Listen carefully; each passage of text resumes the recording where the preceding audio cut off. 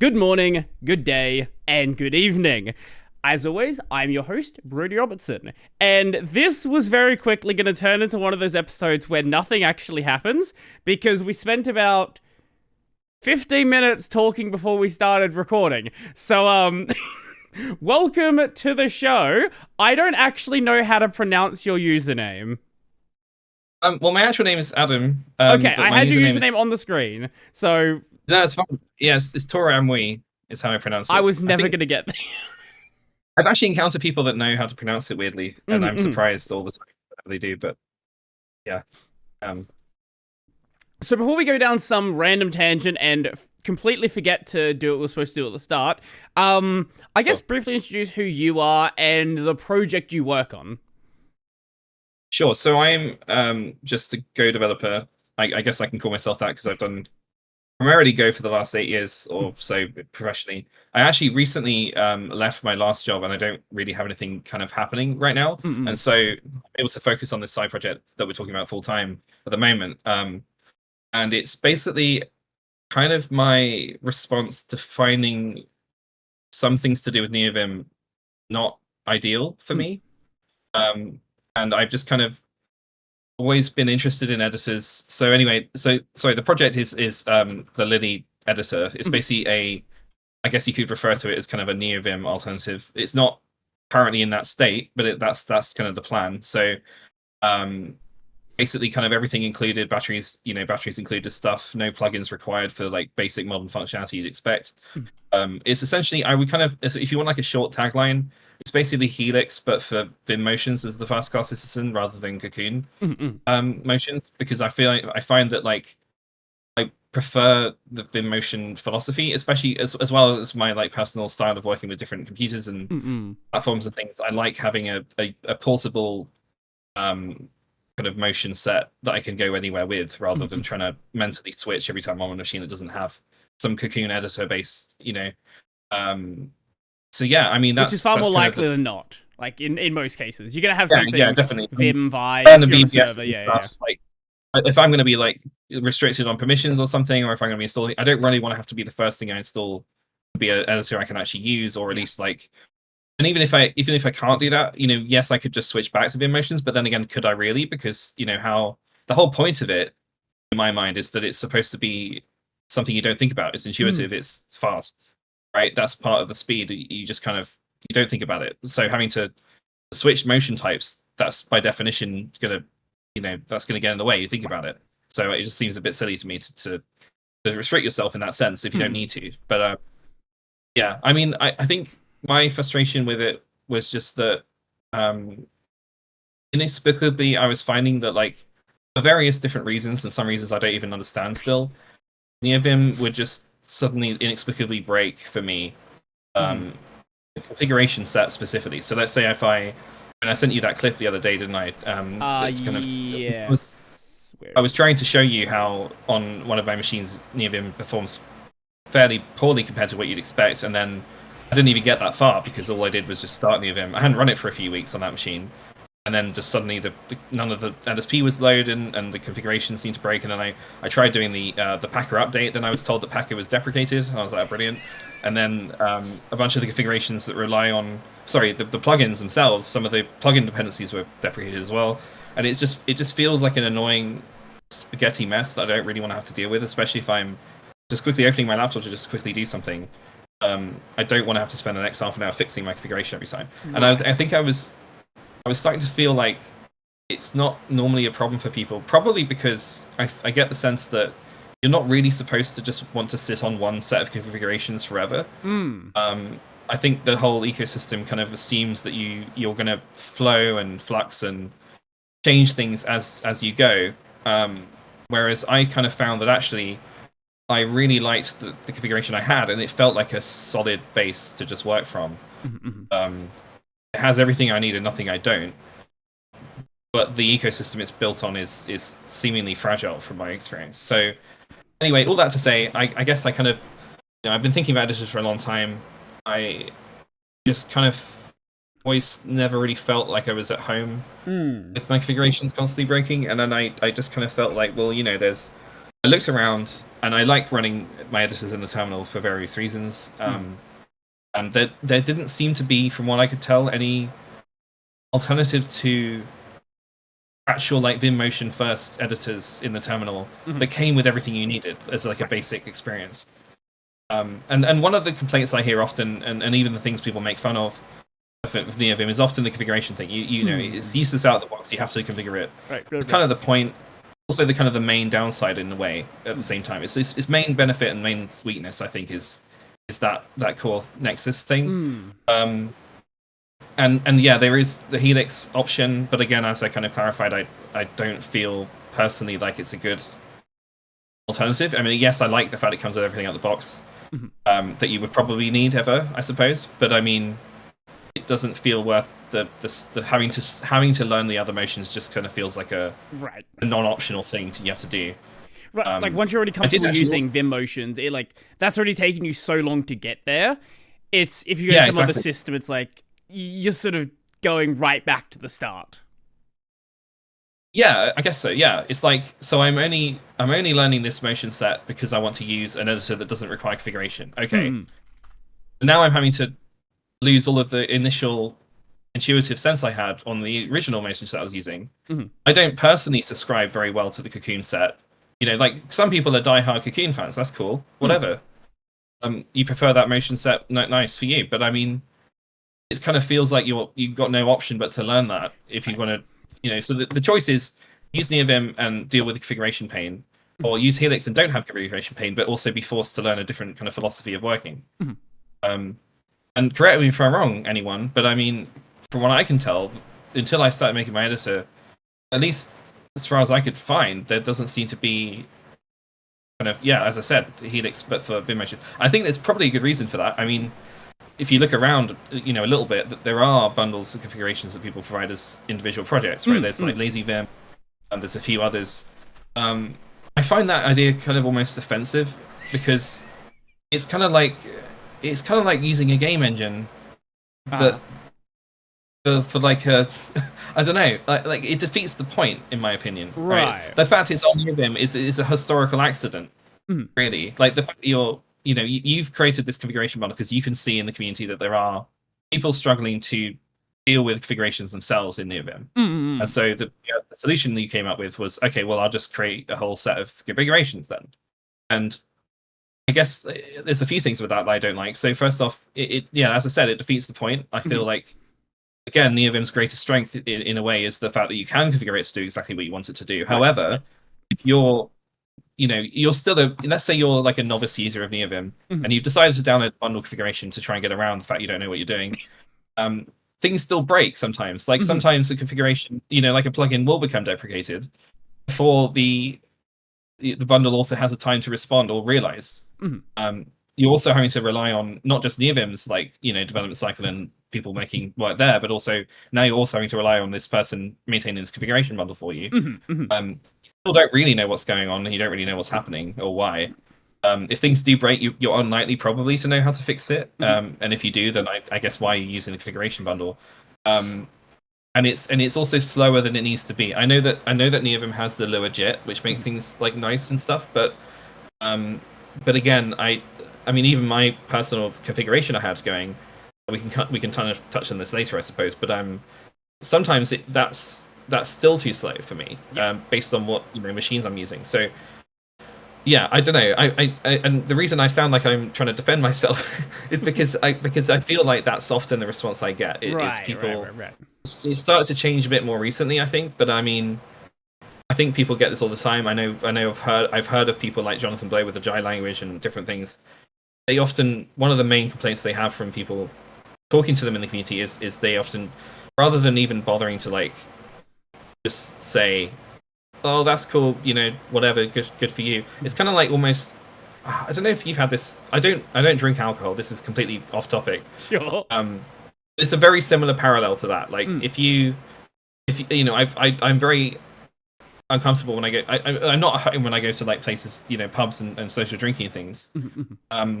It's a similar experience I have there. Like if I've had to go to an after work thing because someone's leaving and I feel like obligated to go. Right.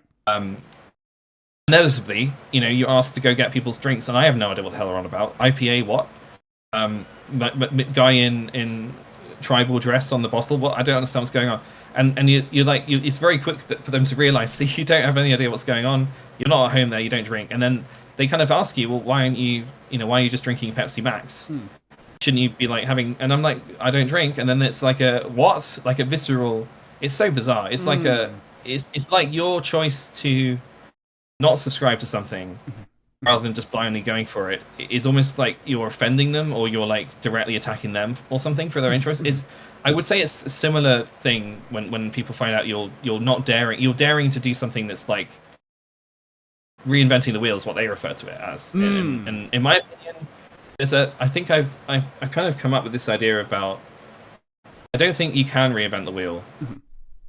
Not really. I think if anything, we all create our own wheels. And in my opinion, the more options of anything, the better. Generally speaking, I mean, obviously there is optional paralysis or whatever the hell the phrase is. But, choice paralysis? That one. Yeah, I think so. Like, if you go to the shop and you want to buy one pack of cereal and there's like 12 different options. Yeah. And you think, like, what's the texture going to be like? What's the taste going to be like? Oh no, there's too much sugar, not enough sugar or something. I don't think that's the fault of the people doing the product offerings. I feel like that's inevitable. I feel like if there's going to be any choice, you're going to have to make that choice. So I think the better option is to, rather than restrict people in any way, if you feel like there's a gap or that there's something that needs to be addressed or done again, like, for example, a great example is Rip. Sorry, what? Rip. Yeah, sorry, I mixed up the I and the E there. I'm sure the person that started making that was told, what the hell are you doing? Why are you bothering to do this again? No question. And yet now everyone uses it, right? Especially the people in the Neovim space, which is the only reason I knew about it in the first place. It was I think it's one of the base fuzzy finder kind of options for Telescope or something. So it's kind of like it's a relevant question, really. It's like, why are you doing this? Well, why do you care? Really, should be the response. It's not your time. Why are you so offended by that concept? Is it because you would have done it if you weren't so scared? Is it that you find it offensive that someone else has got a different idea to you, or that in my opinion, again, I think that the more choice in this space, the better. I think the more languages we have, the better. I think the more tools that we have, the better. I think everyone, if they have in an ideal world, if everyone could program, or if everyone that could program had the time, I actually think that every single program that's ever been written should probably be written again by someone. And not just because, like, obviously, if they're going to make exactly the same work the same way, it's probably like a no-op, like someone help maybe. Yeah. But I think that it's demonstrably a good idea, because things change and things evolve, problems evolve, people change. Yeah, everybody has different sort of issues they run into with software, and if you know how to write code, like, you can address those problems, even if that means rebuilding the tool from the ground up, just specifically to deal with the one issue you have. Yeah, and amazing things can come out of that. Having the freedom to try out things once you have this amazing base to start from. You never know what might happen. Like a great example is, this is slightly off topic again, but I was talking to. It's weird, having been working on this editor for so long and been okay with the few features it has. I've just been kind of like fumbling along using it every day and talking to people about it. I've become quite embedded in the TUI space now, as you kind of imagine, I guess. And a few people I've met along the way. One of them is Raf. Honestly, I can't remember his surname. I'm sorry, Raf, if you're listening. I can't remember how to pronounce your surname. But there's a really nice chap. He works at Charm Bracer. I don't know if you've heard of them. They specialize in Golang, like TUI library stuff. They're really cool people. I really like them. They're really nice. But anyway, I've been talking to them a lot, and one of the guys there, he makes a terminal emulator called Rio. And if you're into like trying different terminal emulators or whatever, you might have come across him or his work. And the other day we were chatting, and he was kind of saying, they were talking about something to do with the way that Lilly tells terminal emulators how to render, and he kind of mentioned that he's been thinking a lot about how.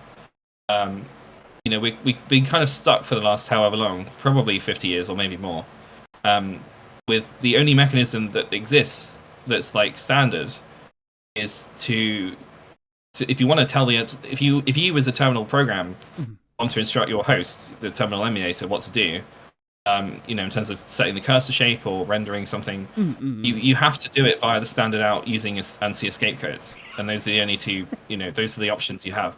Yep. And we were saying, he was saying actually, he kind of said, it feels a bit silly that no one's kind of thought about, well, what if we just stopped doing that and actually came up with like a new standard or something, like a modern, more efficient way of doing things, because it's currently you're having to pass a load of strings and you have to send a bunch of, not only is for example, the editor is a quite good example, I guess, because I'm sending, potentially hundreds of kilobytes of data, and then I'm also sending probably about 25% extra data just to tell it what color to render everything out, which just feels a bit silly. So, we were saying, because he has this, this is kind of coming back to what I was saying before about being able to try things, right? Like, these things are established technologies that have been around for pretty much as long as computers have been, I guess.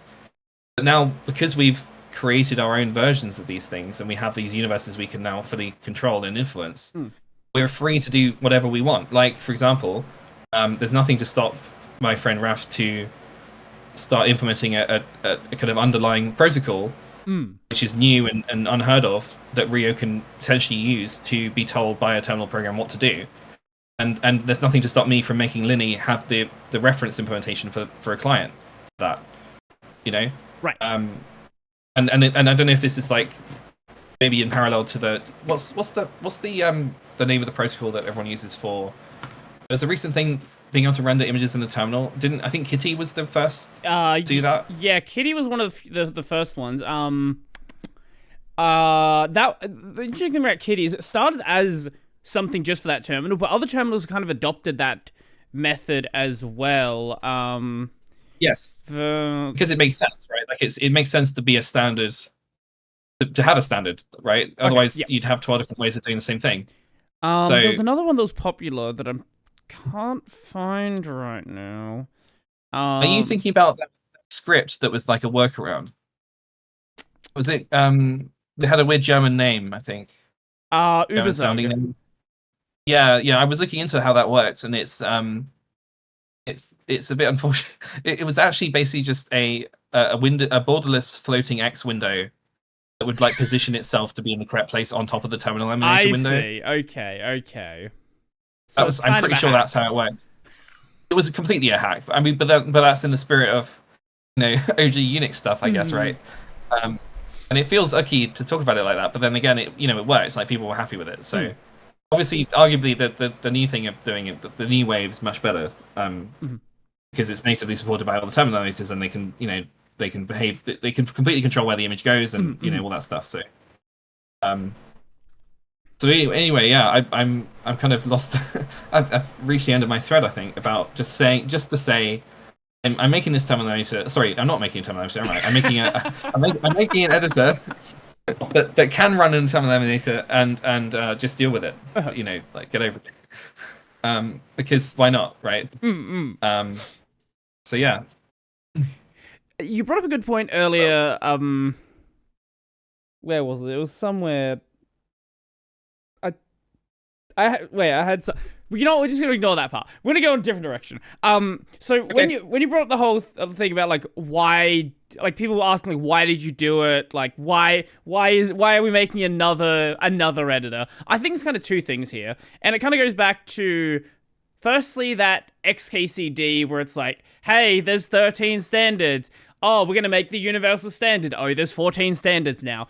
The other thing is, I think a lot of people look at, like, especially people who are not developers, they look at work being done in the FOSS world as if it's kind of like some big mega corporation, right? Where if you're working on this fun thing that you like, you're not working on the problem they have. Even if you were never going to work on that problem, some people look at it as you could be better spending that time on something more important, some problem they have, something where, is going to affect more people.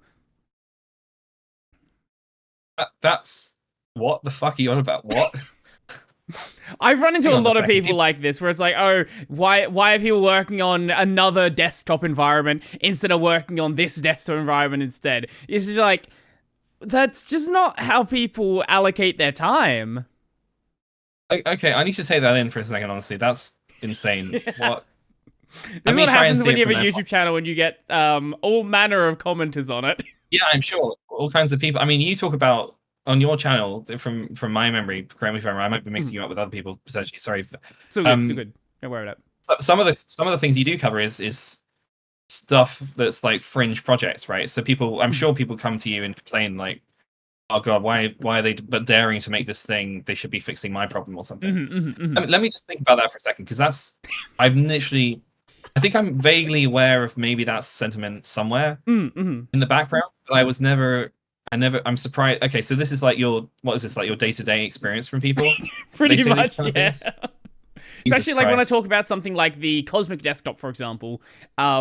You know, you have people say like, Oh, why are they making like the Cosmic Desktop? They could work on this other desktop that already exists. Like, well, what's the point here? I need to think about this, to be honest, because I want to respond in like what I hope is a coherent way, from a perspective of someone that It's fine. The can commenters work on aren't open. coherent anyway, so Sorry. it's fine. Some of the commenters aren't coherent anyway.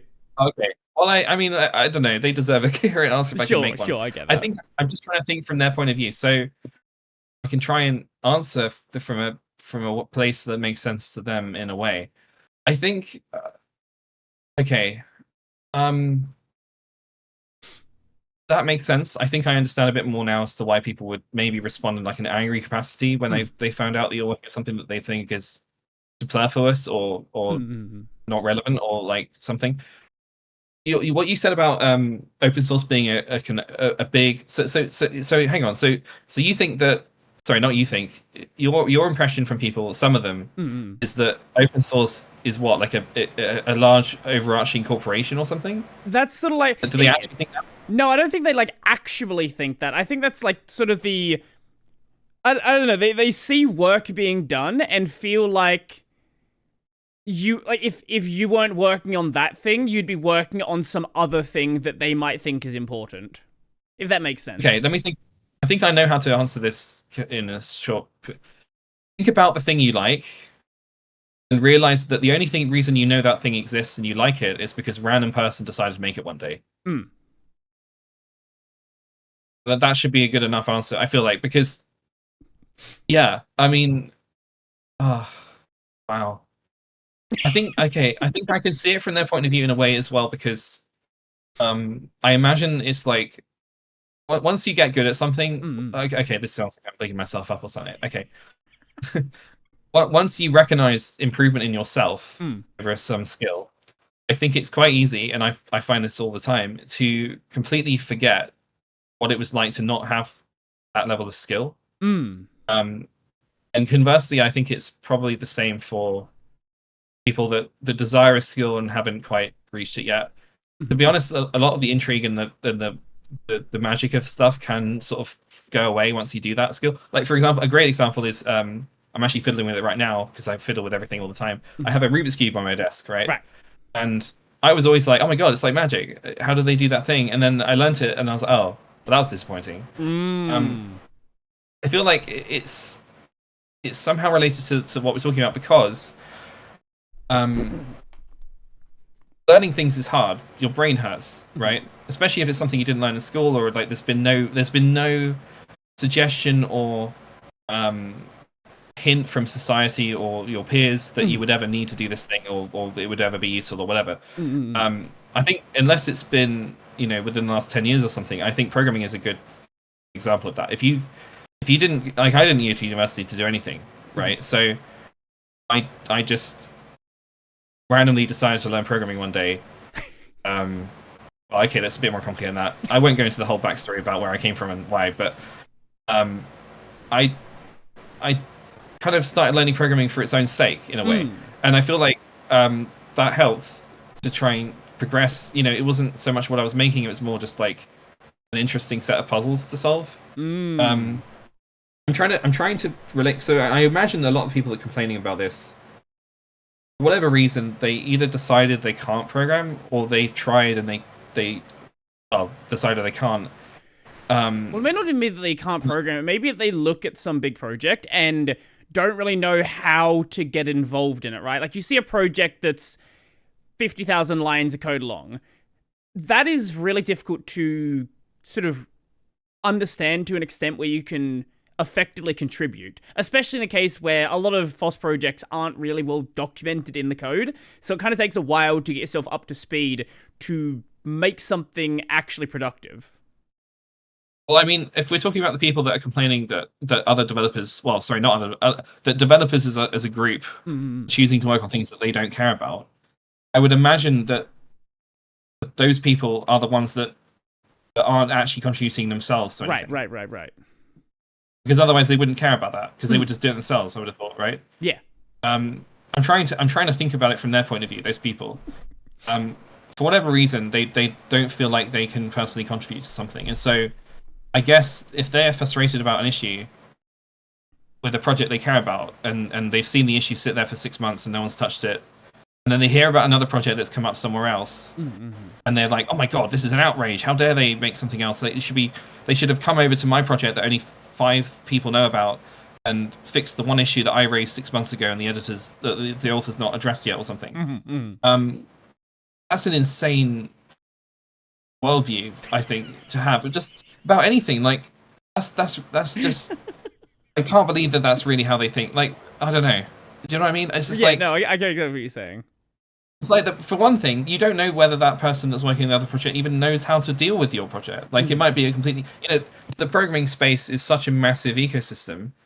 I don't, like, for example, there's a project I kind of lurk on called Lamine, which is a bootloader, and sometimes I go on the chat and ask them why are you working, like, why not why are you working on this, because obviously I'd be a hypocrite. But I mean, like, I ask them, like, how much work does this thing really need? Like, it's a bootloader. Why are you still working on this? Like, surely there's only a certain number of things you need to do. What's the dealio? And they're like, well, it needs to support all architectures and all combinations of operating systems and BIOSes. And I'm like, oh, okay, now I understand. I had literally no idea this existed until just now.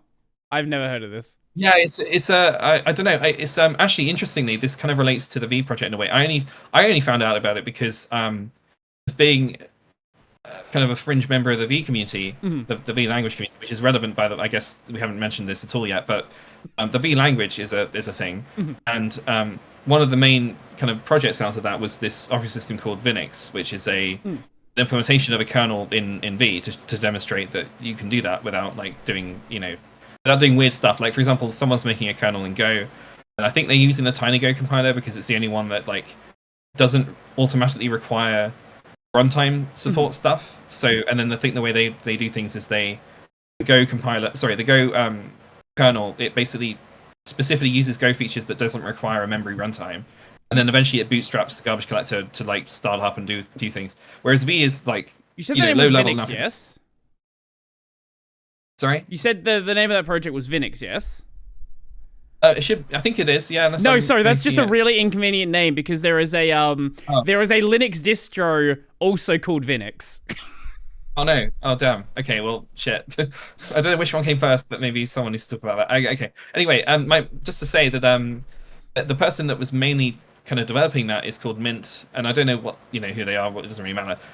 But I was, like, lurking on what they do. I was like, this is really cool. I've always been fascinated by just the idea of making a kernel, and I've always been, like, against trying to, sorry, not against, this is kind of the wrong way of saying it. I think the way I try and approach things like that is, like, I need to know how everything works from the ground up. Like, if I was going to write a kernel, I would need to know where to start in terms of, like, I would want to understand how when the power turns on, like, how does the CPU start doing its thing? What is the ALU? Where does it live? I think it's inside the CPU from my memory. And is it, like, a hardware-based sequence that does all of the, like, peripheral exploration to figure out what's there and what isn't? And I would need to learn all of that stuff, so I wouldn't ever do anything because I'd be too busy learning about all the minutia. Anyway, so I was so because of that, I followed these projects to just see what they're up to, and I noticed one of the main ones Mint does aside from Vinix and the operating system in V, is this project called Lamine, which is the bootloader thing. I can't even remember where I was talking about this now. I think I was just trying to say, yeah, that's it. Like, so, but I wouldn't be able to deal with, I have no idea how to write a bootloader. What a bootloader? What? I don't know. Something kernel boot IO something. So like, what are you talking about? Like, why would a random person that's doing with a project over here? Why is it offensive to you that I'm not working on another project? You have no idea who I am. You don't know what I care about. You don't know what I know. What I don't know. What the fuck? Like, so it's just such a weird. To be completely frank, it feels like an entitled, childish point of view to have. Yeah. And I almost can't comprehend that exists as a concept. I'm just struggling to understand. I'm trying to relate to them, and I'm trying to respond in a way that they can maybe see it from someone else's point of view, but I don't know how to do it in a polite, coherent way because it's just a weird way of thinking. Right. No, I get that. Yeah. I remember the thing I was going to say before. It was like 20 whatever minutes ago. When you're talking about people using a pre-configured version of Neovim, yes. Another problem with that is you don't actually know what is part of the config and what is part of Neovim. This is the same problem I have with people who recommended like Oh My ZSH to use on top of ZSH. You don't actually know like what is part of that core program and what is something from the extension if you just go straight into the giant extension thing. And if you put in a situation where you have to use a clean version of Vim, you're on a server or something like that, it's very easy to have no idea what you're doing, because you might have things that seem like they're Vim motions, but were actually from some plugin, from something you're using, and you had no idea that was the case. Yeah, that's a good point. I hadn't thought of it like that. I mean, I guess, let's say, a good example, I'm not ragging on LazyVim at all, but I mean, I'm just going to... No, me neither. I think it's a cool project. It's just not for me. No, yeah. I'm just trying to like drop in names so people can understand what we're exactly talking about. Let's say if I was to be told by a friend to use Neovim, don't use Neovim, use LazyVim. Okay, what's the difference? Doesn't matter, just use this thing. Okay, cool. Then I guess it shouldn't be a problem. Like if you just have, LazyVim and you just use it and that's all you use and it's fine. But I guess, what you're saying is like, at least, because I was always thinking about it from the point of view of like someone that personally finds the configuration stuff annoying and then finds that there is something called LazyVim and uses that. Because those people, at the very least, I would expect them to know what's part of LazyVim and what's not, because they know what they were missing. Right. That's why they want to use it. But I hadn't thought about it from the point of view of someone telling you, I know you're struggling with wanting to try out Neovim because you're scared of the configuration stuff. So just use this thing called LazyVim, and then maybe at some point the person even forgets that they're even using Neovim. They just call it LazyVim all the time, or something. Yeah. It's an interesting, like, that's a good perspective to think about. I hadn't thought about it like that. Although, I guess I would maybe not counter it, but I would just to say that like I feel like Neovim itself is a special case in that way because you're unlikely to be using LazyVim, Neovim, whatever, if you're probably not a programmer. I would say it's fairly unlikely, because if you're going to be, let's say you're just like a really powered, like a power user author or something, you're probably more realistically going to be using a UE program with Vim motions turned on or something, like a plugin that gives you Vim motions. You're less likely, I would say, to using, like, having it in the terminal is probably less important to you. So I think I understand that idea of, that's a good point of view to have. However, I think if you're going to be using anything in the terminal, you're probably already at the level that you're gonna have some awareness of that. I think, if that makes sense. Sure. No, I get what you're saying. So it's like a different level, but I know what you mean. So currently, the project is it considered a pre-alpha? Is that what it was at? Yeah, so I'm calling it pre-alpha because I don't know what alpha means, and fair enough. I don't know what the difference would be. So I'm just I'm saying pre-alpha because I feel like it's enough to. Basically, I don't really like the idea of people trying to use it right now. Sure. Because I don't want them to be disappointed. And so I'm just using the word pre-alpha because I've heard about it as a phrase, and I feel like it's enough of like a kind of a speed hump. If you're going to be reading the description of the project, you go, oh, pre-alpha, oh, not an alpha. I feel like that's hopefully enough to make you kind of go, oh, okay, well, maybe that's like, some special state that's like not ready to. I don't know. Does that make sense? Yeah, no, I get what it you're probably saying. makes sense. It's sort of like you don't want people to go into it expecting it to be a full release, and then they try it and they're like, "Oh, this is missing, that's missing. It just crashed. Why did it crash?" All of this stuff. Exactly. Yeah, exactly. That's it. I mean, I'm calling it pre-alpha because I feel like people expect alphas to at least be usable in some way. I think, because of the game dev industry, I think that's normal terminology. Well, the game dev industry is completely ruined terms like alpha and beta. Like you get it's a week before the game comes out. Here is the open beta. Like, no, that's a demo. Shut up. And I feel like that's unfortunate, but I guess it's just kind of the world we live in now. So I'm trying to fit into that world by using terms like pre-alpha. Pre-alpha is basically, it's not. I don't have it in a state which I feel like is a cohesive experience yet.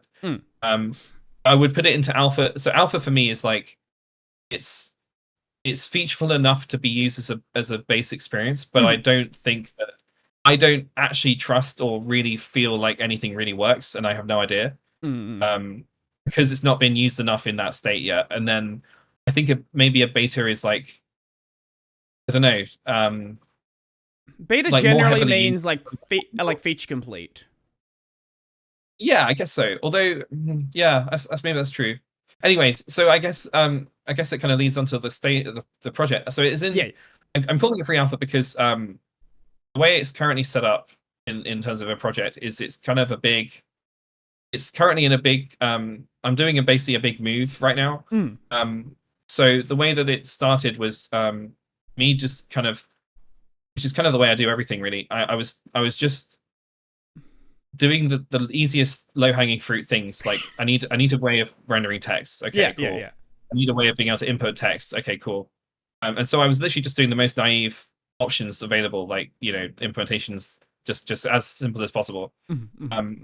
Obviously, as I was adding more things and doing more stuff, the project's kind of grown in complexity and layout of the code has changed. And so, I mean, I guess a good analogy is I was moving from I was implementing basic motions the other day. Well, I say the other day. This is like 8 months ago or something. And I was like, okay, I'm getting fed up now of the way that we're storing the document in memory. So I know I'm going to move to something called a gap buffer. So I'll just migrate all of the code we currently have, and all the new code we're going to be adding. I'll just make it, instead of it being a list of strings, which is literally, I said the most naive thing. That's literally how it works. It was every document line was literally a list an entry in a list, right? The dumbest thing you could possibly do, which is really bad for lots of different reasons, but also really good at the same time. It was really straightforward to work with at the beginning. Anyway, so I started migrating to the gap buffer in order to making basic motion support easier for me to do. Then I was like, one day I was like, hang on, I'm we're kind of in this big halfway state now between quite a lot of stuff being moved to the gap buffer, but also quite a lot of stuff not being moved to the gap buffer yet.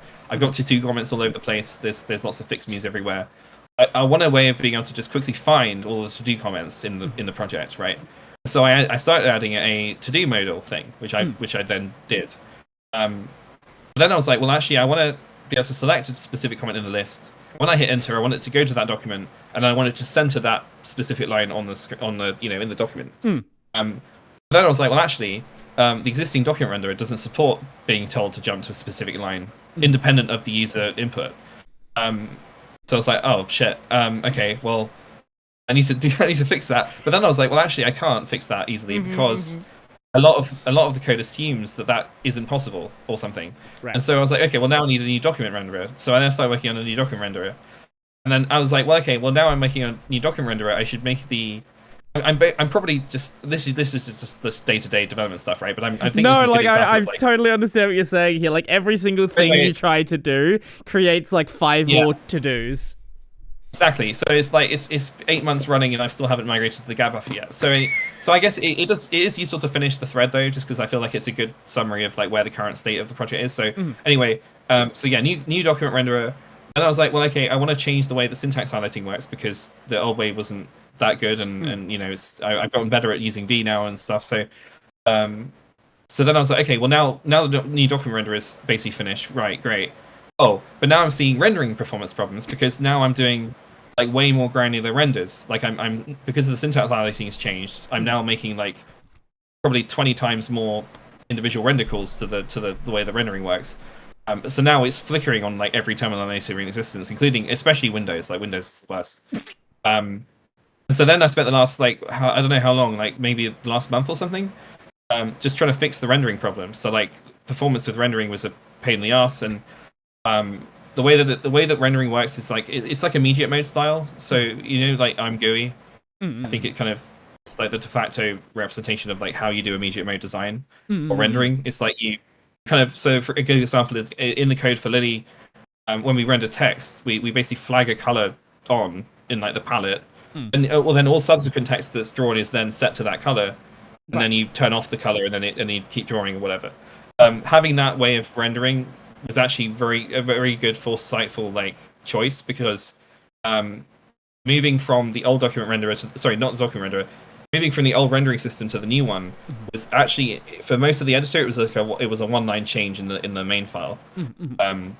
The rest of the editor doesn't have to care. It renders the exact same way as it does before, but it's way more efficient now, and it's much better. Anyway, so that's kind of pretty much where we are now. I've just finished doing the re-rendering stuff, so now rendering is now fixed again, so it's really fast. And then I'm just adding a few things that are missing for the new document renderer.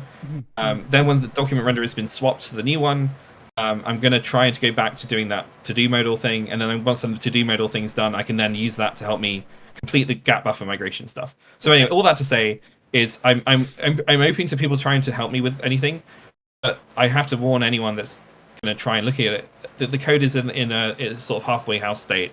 Right.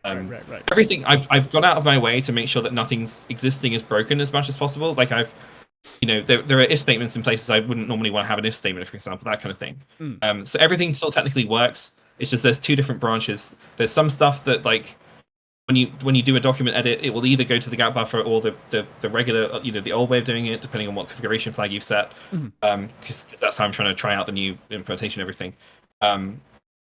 But I mean, yeah, there is, you can follow the through, everything kind of still follows the same flow. It's just some stuff goes to some places, some stuff goes to other places, and it's all a bit slightly. I'm trying my best to get to a point where I can just flatten everything out again and tidy it all up. So I don't know how long that's going to take me. Hopefully not that long.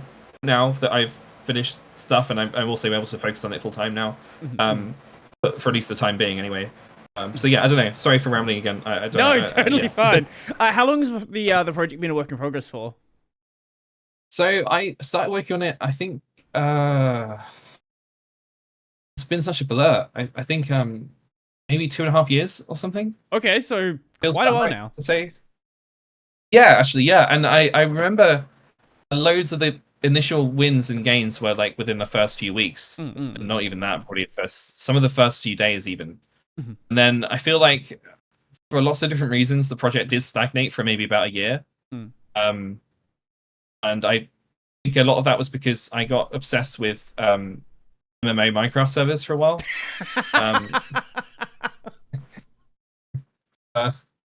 Fair enough. So I was like, oh my god, I actually like MMOs. What? Because I always found them too Age of Empires-y. The regular MMOs, I guess, but a Minecraft MMO. Oh my god, what is this crack? No, wait, hold on. What do you mean by that? That doesn't really. I'm not sure you're getting at there. So I mean, what do you mean? Like, what am I talking about in terms of the game mode? Age of Empires-y. That. Well, okay. Oh, I see. Okay. Well, it's like it's third person, often kind of far away from your character, very NPC interacty. I see. Kind of, not direct, kind of in like I like direct combat interaction, I suppose, rather than like just seeing some spell animations go off or something. Right. And I never really cared enough about like buffing characters or builds. I don't even really know what build means still. So that kind of thing. It's just again, it's a different.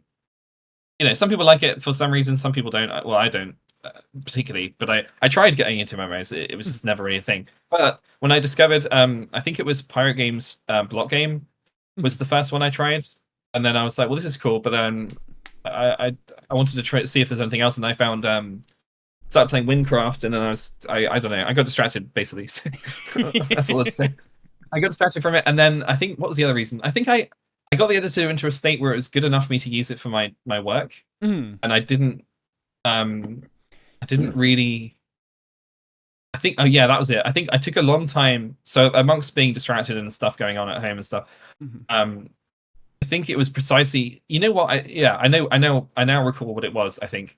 Um, Even though I've also got out of my way to write as many tests as possible to make sure I don't have any regressions and things. Mhm. I think I was just really worried about making big swathing changes. I wasn't really sure how to do that, but also keep everything working at the same time. Right. And I think one day I just go through phases of like things just clicking constantly for my brain, Mm-hmm. and I feel like I have to pay attention to that. Mm. And then sometimes I just go, well, my brain just doesn't care or something. Mm-hmm. And it's like I can't turn it on and off. It's like I don't know how to explain it really. But anyway, for the longest time I just was like, I know that I didn't want to add new stuff because again, you get like an intuitive sense that like that you're just really just laying more cement on top of the tech debt, Right. and eventually you're going to have to come in with your drill and then take it all off and then also get rid of the tech debt. So you're basically just giving yourself more work that you're going to have to deal with. It's always that balancing out. Like the software projects are always this choice between how much work do you want to put in now, and then how much pain do you want to save yourself for the future. And obviously, and people that care about money always care about the immediate gains, despite the fact that it's going to cost them 10 times more in the future. So yeah, I was kind of the same thing. I think one day I was just like, it's bugging me that I haven't really progressed this. I want to have this vision. I really thought I would get to a point before this time, and I haven't. So I think I've just dove back in, and then I started remembering how much I love the V language again. And then I was like, you know what? I'm just gonna start making huge changes, and then now I kind of have more of a semblance of a plan. I don't really have an exact plan. I have an overarching vision for the whole project, but I don't know day to day what's important until it kind of bubbles up to my brain and sort of waves itself at me and tells me, I guess. Yeah, I think it's like right now, like I said, the to-do comment thing was kind of, that's the thing I really want the most as a function right now, but I can't do it yet because there's other things in the way that I know would be a better. Yeah, I'm basically just trying to set up. It's like foundations for a house, right? Like right. I need to make sure that I feel comfortable with the house being built on whatever I'm making. Right. For lots of you don't want to like focus on the fun fancy features and then exactly. Yeah, I mean, I could easily do all of the low hanging fruit, and like I could implement all the motions under the sun. I could do like 25D XC5. I could do macros or something, but I know fundamentally that that's just a bad idea because I'm not going to give people the real solidity and long term features, and I would be doing people. I'm basically like a magician or something. I'd be like, oh, look over here, sparkly, shiny stuff. But don't look over there. But don't look behind my curtain because I've got like a load of crap running it well. Yeah, and if the foundation isn't good, like you might run into a point where you need to redo all of that stuff again anyway. So it makes more sense to make sure the foundation is solid. Yeah, I don't want to rush anything. I want things to take as long as they take. I've been taking a lot of inspiration from. This is going to sound weird to say. I don't like Jonathan Blow. This is like a random tangent. As a person, he just seems abrasive and a bit of a dick. But I think that's good. I think in a way, like, sorry, I think that's not true to say. Okay, so that's true to say what I just said. But because of that, I like him a lot.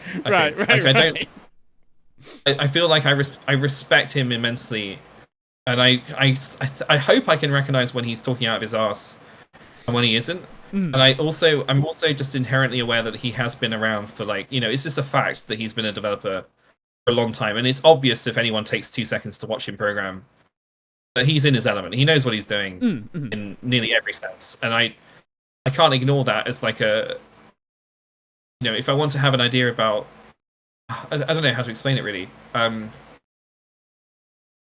feel like, what is it? Like, I guess there's a phrase I could say something like, just because I respect what you have to say and I think it's profound, doesn't mean that I like you or care about what you say or whatever, right? Like, it's perfectly valid to appreciate someone's point of view without also agreeing with everything they say or liking them or something.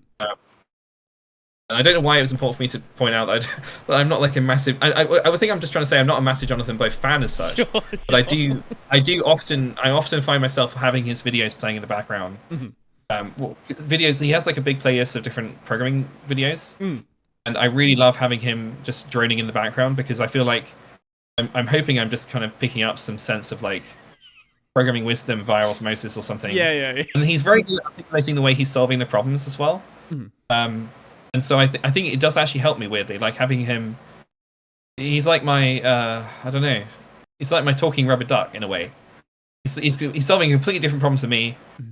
But he's just, you know, I don't know. Anyway, sorry, I'm just rambling again. Sorry, my bad. No, you're all good. You're all Anyway, good. I was wondering, do you want to talk about why I chose the V language, or like I did want to get anything there do with V? eventually. Yeah, we're almost an hour in right now.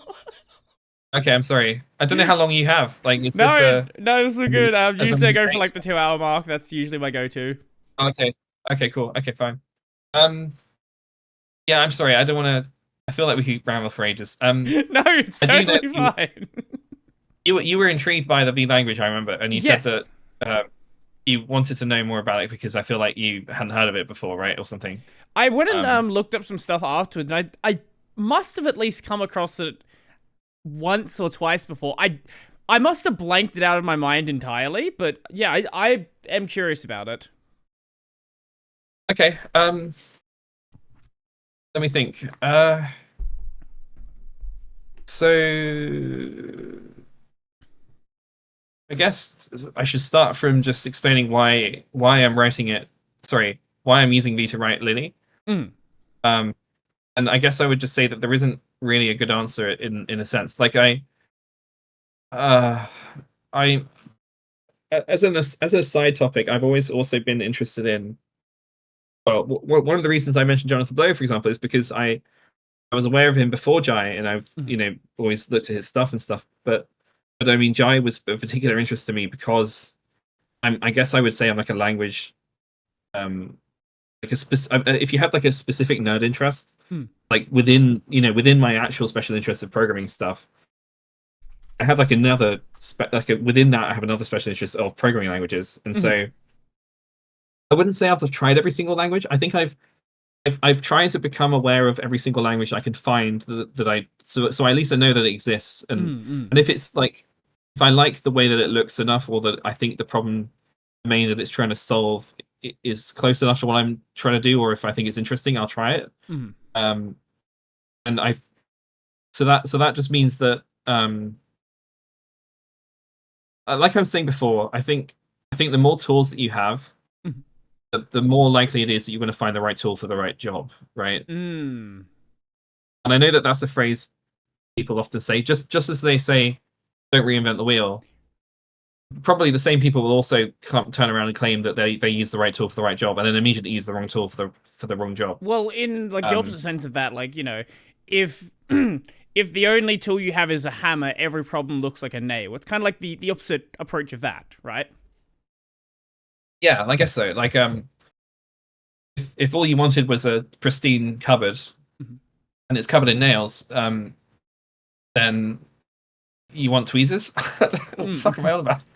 Sorry, I don't know. I think I was trying to come up with a mirror analogy, but it doesn't work. I'm not sure what you're trying to do there, but it's because tweezers, like, yeah, not all pliers. I mean, pliers is all you need to do that, I guess. I don't know. Anyway, sorry, forget that. Whoops.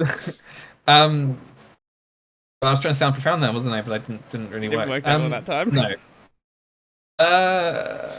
What was I saying? Okay, so I think it's tricky to answer because I'm kind of always, again, I'm trying to answer it with keeping in mind that people are going to be like viscerally foaming at the mouth, just the concept that I'm using a language that's not their favorite one or something. So I'm trying to answer it. Oh, I get a lot of these people in my comments. Like, I have a lot of Rust fans in my comments. I have a lot of Zig fans in my comments. Of course, I have a lot of C fans.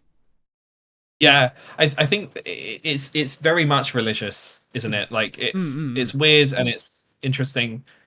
I think it's a shame, really. I feel like, from my like naive observations of this whole thing, it doesn't really matter in a lot of ways, although it does at the same time. Like, what I'm trying to say is it matters immensely that you use the right tool for the right job. Sure. The fact that someone's using a language you disagree with, that doesn't matter, I think, because you don't know what the problem is that they're trying to solve, because you're not the one trying to solve it. And it's what's that? There's that website called Just or something, right? There's that. I think it's a site that tries to like communicate this idea that it's a bad look to try and say to someone, well, why didn't you just do this? You're struggling with this thing. You've told me that you're having this problem, so why didn't you just do this other thing? And the problem with that is like, well, why do you think I didn't, or why do you think you know enough about the problem to even suggest that kind of thing, right? I think it's a similar thing. Like, yeah. So why did I use V for making Lilly?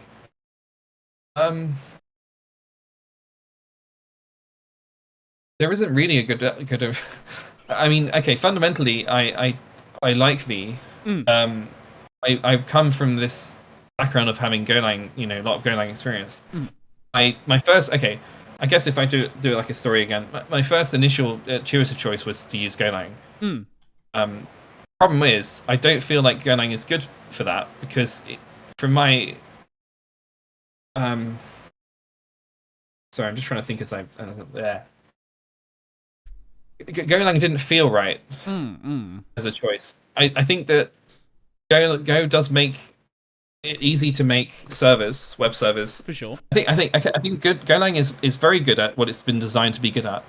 Go is very good at making web servers and command line tools. And obviously there's quite a lot of parallel between command line tools and something like an editor, but there isn't at the same time. I think an editor is way more stateful than a regular CLI. Obviously, it's a whole program.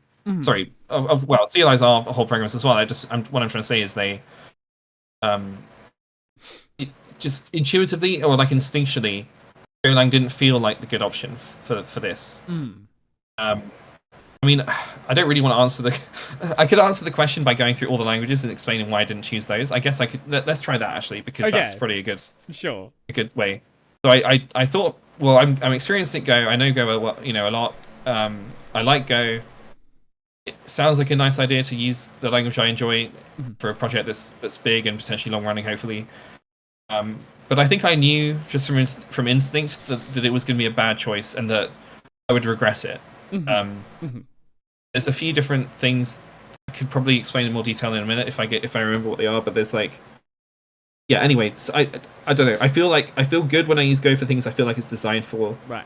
Especially concurrency things. And I don't feel like I felt like it didn't feel like a good choice anyway. So let's say why didn't I choose Python? Well, I didn't choose Python because I'm not a masochist, and I didn't choose Python because I don't like how it's not easily distributable as a solution. And again, it doesn't really feel like a good fit for this. Sure. I didn't choose something else like Zig. I did actually look into Zig, but I was already quite aware of V before I tried. I was already, so this is kind of like an accident history, I suppose. But I actually know what, I'll talk about Rust first because it's kind of slightly related to why I did Zig. So Rust, I don't like Rust a lot, but I also love Rust at the same time. I think that the other day I was working on actually, this is kind of weirdly tied to what we were saying earlier before this whole call started. You remember I mentioned about Red on Penguin or whatever she's called? Yeah. So I was watching one of her videos the other day, and she one of the tools she mentioned was actually very opportune for me. It's called Pastel, and it basically it's a cool way of being able to like pick colors and figure out like what hues are possible in your current terminal, that kind of thing. Okay. And I was looking at this feature set and thinking, what would be really cool is if I could convert just the ANSI like color number into RGB. That doesn't seem to be one of the options it has, and so I know I'll just go at it because I'm a developer. It doesn't have a feature I want it. I'll go at it, right? And I was like, this is really nice. Like Rust it feels cool. Like I mean, the hype aside, it felt like a good experience to me adding this feature. It was pretty straightforward to do, didn't require much effort. Didn't have to use any external tools. I didn't use an LSP. I didn't use a fancy editor or anything. I just did a quick grep. Where is this current flag that I know exists in the same kind of vein of what I'm trying to add, and I'll add my thing next to it, whatever. And it was quite an easy, nice experience. Although at the same time, I guess I don't know. I feel like Rust is too far removed from everything else. It has a similar problem in terms of Go, in that it's like its own universe in a way, right. And it has its own like way of working. And I didn't want to. I think I had this intuitive sense that like by learning to use Rust for a problem, I'm almost prescribing to solving it in the Rust way. Right. And I don't really think I agree with the way that Rust sort of gets you to inevitably solve problems in that way. It's like a strange mix between functional and procedural. It has like a similar it has a similar like a feel that JavaScript unfortunately has, in that they have like app paradigms, but it lives within a procedural space rather than it being like a cohesive functional experience. It's not a functional programming language, but it's trying to be one in a way, and I just felt like it's also just extra complexity that I didn't want to have to like mentally take on as baggage. Right. And the other thing is, I guess, that I felt like Rust was overkill, basically, is what I'm trying to say. I think like it's good for, I think it's very good for doing low level memory safe things, stuff like firmware drivers for pacemakers or something, right? Sure. Where I really don't want my relative to die because of a memory bug or something. Right.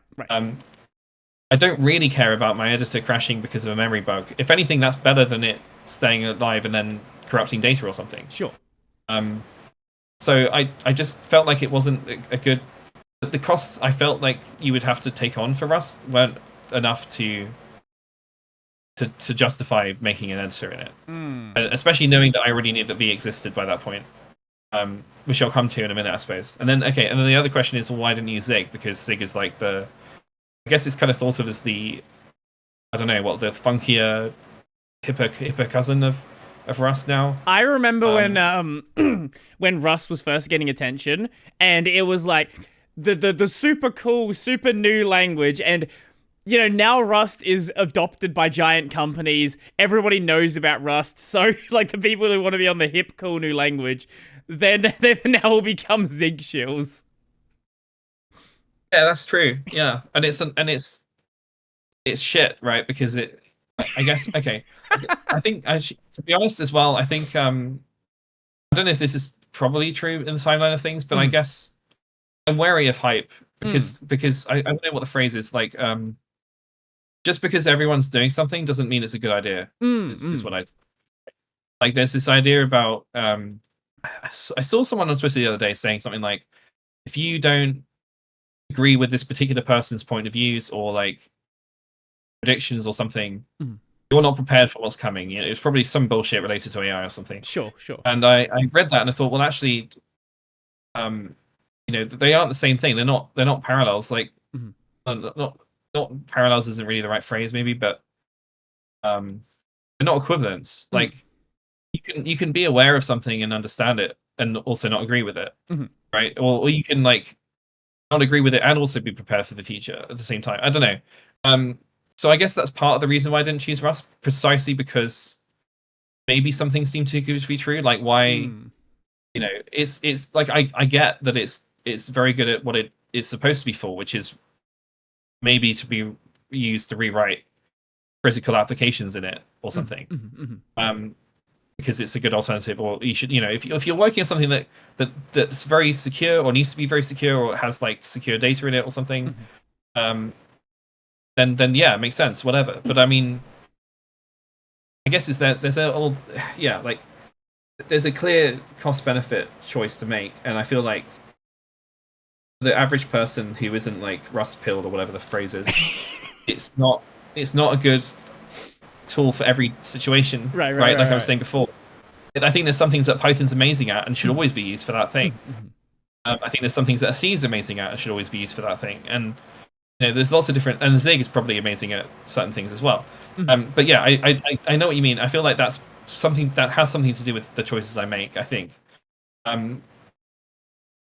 Especially because if people are like running away from Rust now because of the also the foundation didn't really help themselves with all that drama there was that around problem as well. Yeah, using that thing. It was like, oh shit, what's going on here? It's like, I think that point of view comes from that mentality of like, you can only have one favorite, right? Like if you're going to use a language, you have to use that language and that's it, or something. Sure.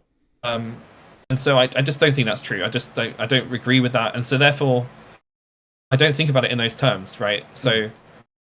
I don't know. I think that's somehow relevant to what I was trying to say a second ago. Anyway, why didn't I use Zig? Okay, I didn't use Zig because I found the documentation at the time to be atrocious, and there didn't seem to be any actual real active community, and weirdly, certainly not as much as there was for the V community. And I felt like at the time that was important because I was like trying to do this new thing, to me anyway, that new to me.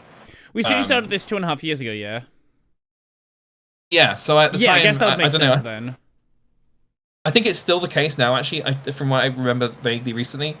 In that when I went to look at it, I was like, well, I do understand this stuff, but then because I've not had to suffer with C, I don't really know why I'm going through this extra pain. Because I think Rust is like, you know, if I was a disenfranchised 55-year-old extremely angry grumpy man that's been using C++ for 30 years, right, I would probably be much more happy.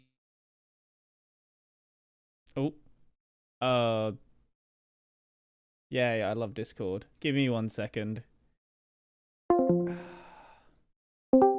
Hello? Hey.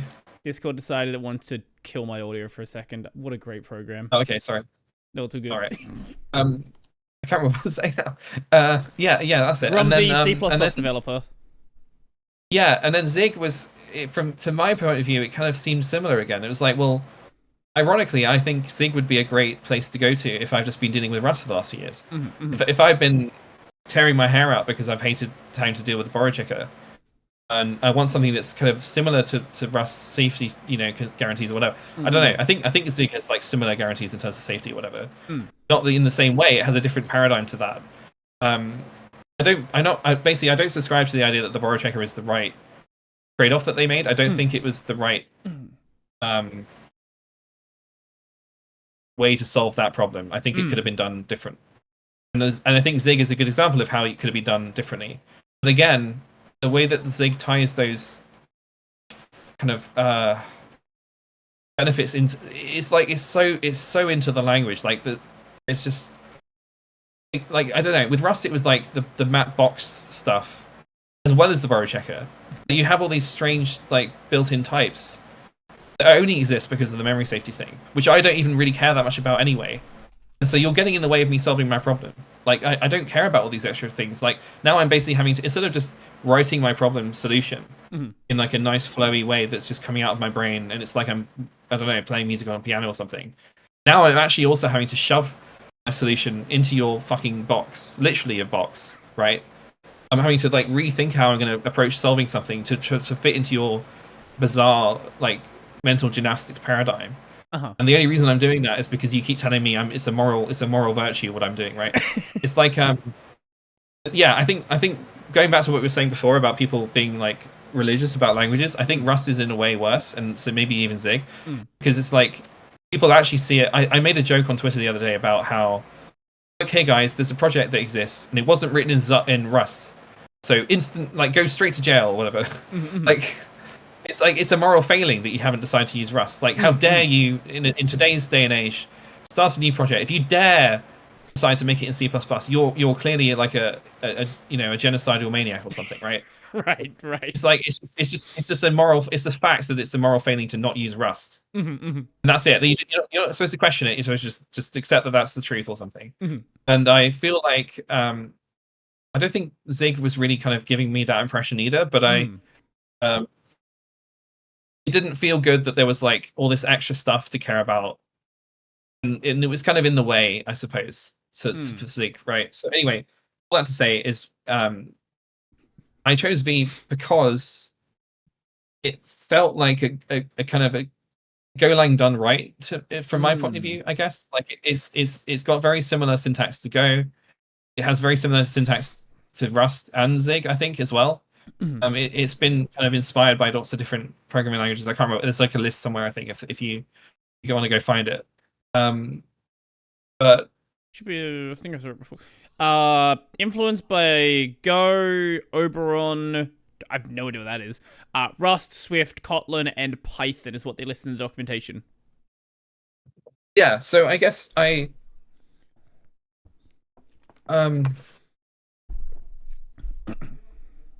felt good to use it. Like I think it was kind of like a, oh my god, it does everything I want without any of the stuff that I don't care about.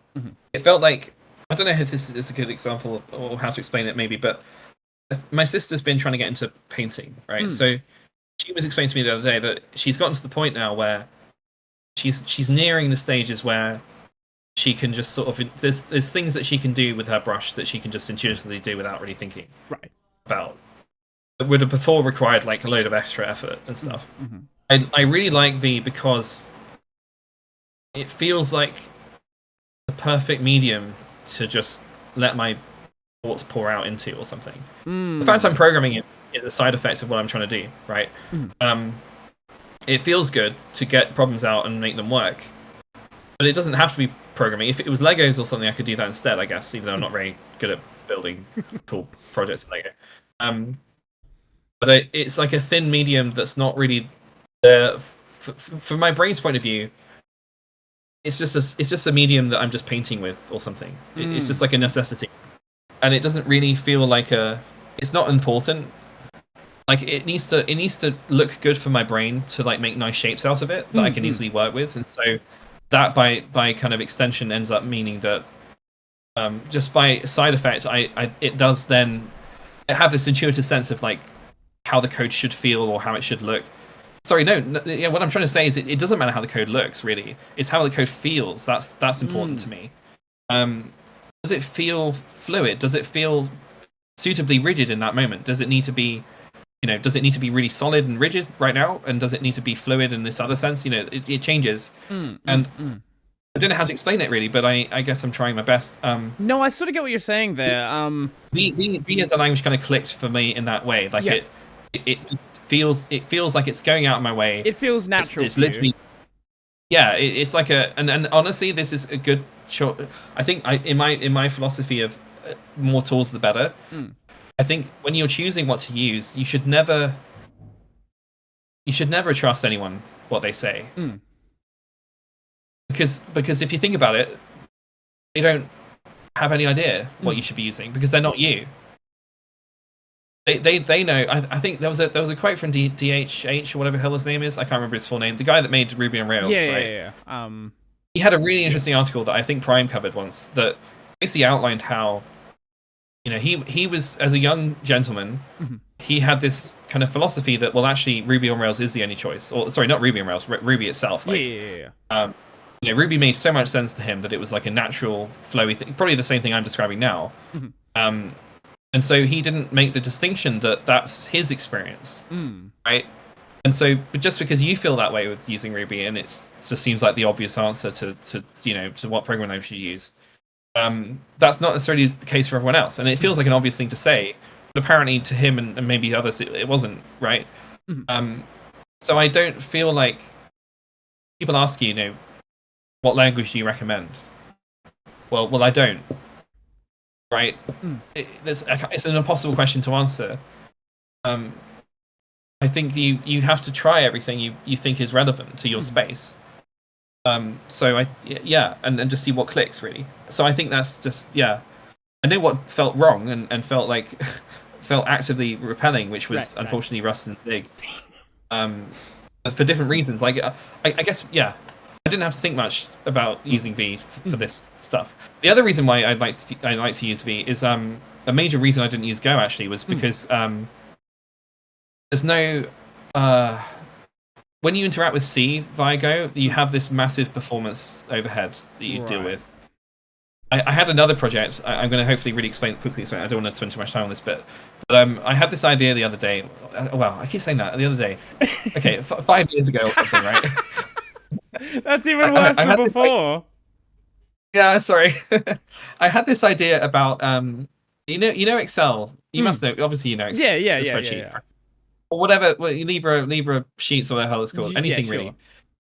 The fact that it's a contiguous grid of cells in an infinite infinite space doesn't feel conducive to me. Sorry, that doesn't feel like it's actually helping it be a usable program. The fact it's an infinite grid of cells. So I was like, well, this is a bad UI. This is awful to deal with. I don't like this. What would be much better, I think, intuitively feeling, is to let's just have an infinite empty canvas. And then whenever I want to have a table of data, I just have a table of data and it just floats in space, right? And so I can just rearrange my tables in any way I want. It's like an infinite canvas, you know. And then when I create a formula, rather than it being, I'm really sorry, I should have muted that. My wife is go away. I'll quit this program. Okay, thanks. Right. Yeah, when you have a formula, you just make the formula live in a certain cell somewhere, and then you may or may not remember where the formula lives in that cell. Conventions are often applied to try and deal with that problem. It shouldn't be a problem. Like, the only reason that's a problem is because of the historical, it's an accident that we had it had to work that way in the first place, right? Probably because of computer limitations or something. It just makes it's just easier for it to deal with if it is like you just offset, you make an infinite space. It's really easy to make it look infinite because you're just offsetting what you're rendering from a certain point or whatever. To actually have a real canvas full of just random matrices of data is probably quite intensive. So we couldn't really do that back in the day, right? But the problem is, I think we should have moved on from that, right? Like I was saying before, if it ain't broke, don't fix it. But it is broke. You're now imagine your day now. You want to create 10 different tables and you need to have them on the same sheet. But what if one of the columns is a really long title? You want to expand that column. Oh, but now you've broken like all the 10 tables below it. So now you need to do that stupid cell managing thing. And it's just like, what are we doing, guys? Like, what the fuck are we doing? Like, Jesus. So it just feels like a no-brainer. Anyway, so all that to say is I started making an experiment to see if I could just create something like that. So you have different tables all over the place in the canvas, and then if you want to have a transform happen, you literally just have an arrow draw from the data source table to like another table that shows the transform, and then again you can have it's like a non-destructive way of. In Excel, it's destructive because you have formulas. It changes the value in place, which is cool. I mean, the real value is probably still there somewhere, maybe, but it's like a weird. Anyway, sure. I started using that in Go because that's the main thing I knew at the time. Well, I mean, it still is, I guess, but it was supposed to be just a quick and dirty experiment. But one thing I found kind of almost immediately was I could barely render anything before my poor little machines started to crawl because. And then I found out that actually it's because of the C ABI thing. If I was using like any program, if I want to render anything to the screen, because it's Go, I have to use something else that's written in C or something, right? And then because of that, I'm then having to deal with this performance penalty, and I couldn't really find a good alternative to anything that would let me do that nicely in Go. And so one thing I was acutely aware of when I decided to write this editor was that I have no idea how much C code I might end up needing to interact with, depending on what it is I'm doing. I think a good example of that is actually that. So I have a clipboard implementation for the only native implementation I have currently that works is for macOS, and so I had to write a little bit of Objective C to make that work, and then I wrote a little wrapper in V, but that works natively, right? It's like there's no performance benefit because V transpiles to C. So effectively, I'm technically writing an editor in C in a way, and so there's no performance overhead, that kind of thing. That feels really nice too. So anyway, yeah, I think that's all that to say. I don't maybe have a coherent exact like set of reasons, but it was mostly trying things out. Right. Just going with my gut a lot of the time, and yeah, it kind of ended up being V. I think what I would say though, just to summarize, I guess, is what absolutely did not factor into any of my decision making was what was the flavor of the month, I guess, because that doesn't matter to me whatsoever. So yeah, and the other thing I guess I would quickly mention. I mean, we could talk about this again maybe sometime. I don't know. Sure. Depending on how OG you are, V has like a really bad taste in the mouth for some people and reputation, because historical reasons mostly. Mhm. And it's unfortunate. I mean, I guess I could. I don't know how much you want to go over that now, or whatever. But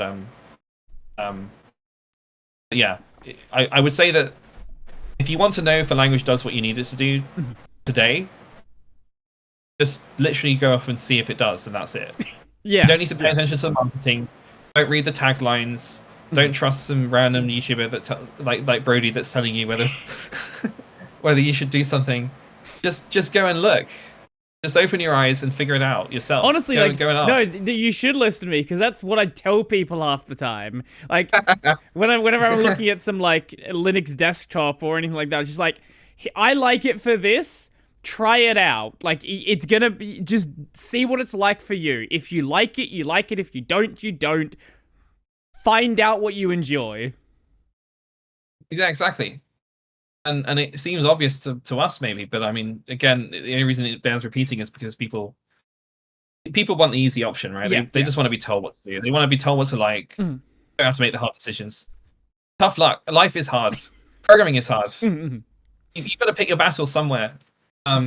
If the language you choose is because it's like the only reason you choose it is because you really enjoy programming in it, but it's also a terrible choice for your domain. Keep that in mind. Like, yeah, okay, maybe you should choose that one then, but you've also got to remember that actually you might hate your life in 2 years or something because you've locked yourself into a horrible workaround system. So it's really just making those choices, and no one else will know the problem you're trying to solve better than you. I think anyway. So yeah, that's all I would say for that. I mean, V has a long, complicated history. I think there are still blog posts from like 5 years ago that are woefully outdated that people still point to now. It's actually, I don't know if this is something you add to podcast notes or anything, but there is a Hacker News thread. For some reason, someone posted my editor to Hacker News like ages ago. And it got quite a lot of traction there. And actually, I thought this would happen. I predicted it. There was some people coming onto that thread, not to talk about the editor, but to rant about the fact I decided to use V to make it, because they are some of the people that find it offensive that you choose it for anything. I can send you that as a link, because that would be a good. It kind of is a good about 2 months ago? Case study of like how people feel about the language. Sorry. From about 2 months ago. Probably yeah. Maybe. Found it. Oh wow, that's fast. Jesus. Okay. Yeah. So on that thread, there's I even say I really hope this thread doesn't devolve into a stupid argument about V again, or something. So in there you see some fairly good, people trying to explain the history. I've noticed it a lot less nowadays. Like when I started working in the editor, there was certainly a lot more. I wouldn't say the V haters. I think they were just. I don't know. Just to quickly summarize my like awareness of this, I guess, from like an outside point of view.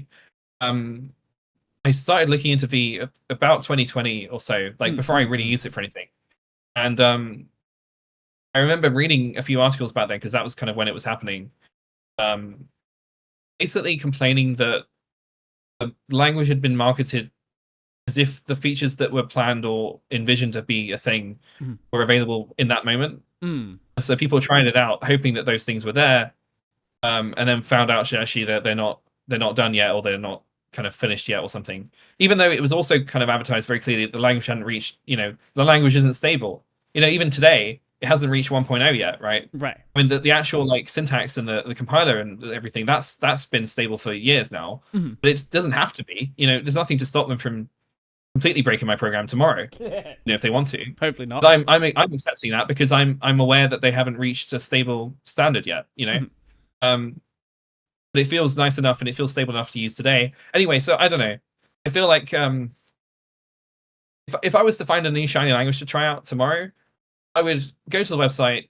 I would actually ignore like 90% of what it's claiming it can do. Simple, clean, amazing language. Yeah, it's like I don't give a fuck what you're saying. Like, just let me try it and see. I don't know. So anyway, that's kind of my. I think unfortunately that when it was advertised or first happened to be a thing, I think the author would be okay with me saying this. I think they were less experienced with the FOSS world and what people expect from open source software, and having kind of what's the word, optimistic. No, optimistic is the wrong word. Shit. I can't remember the phrase. I'm sorry, but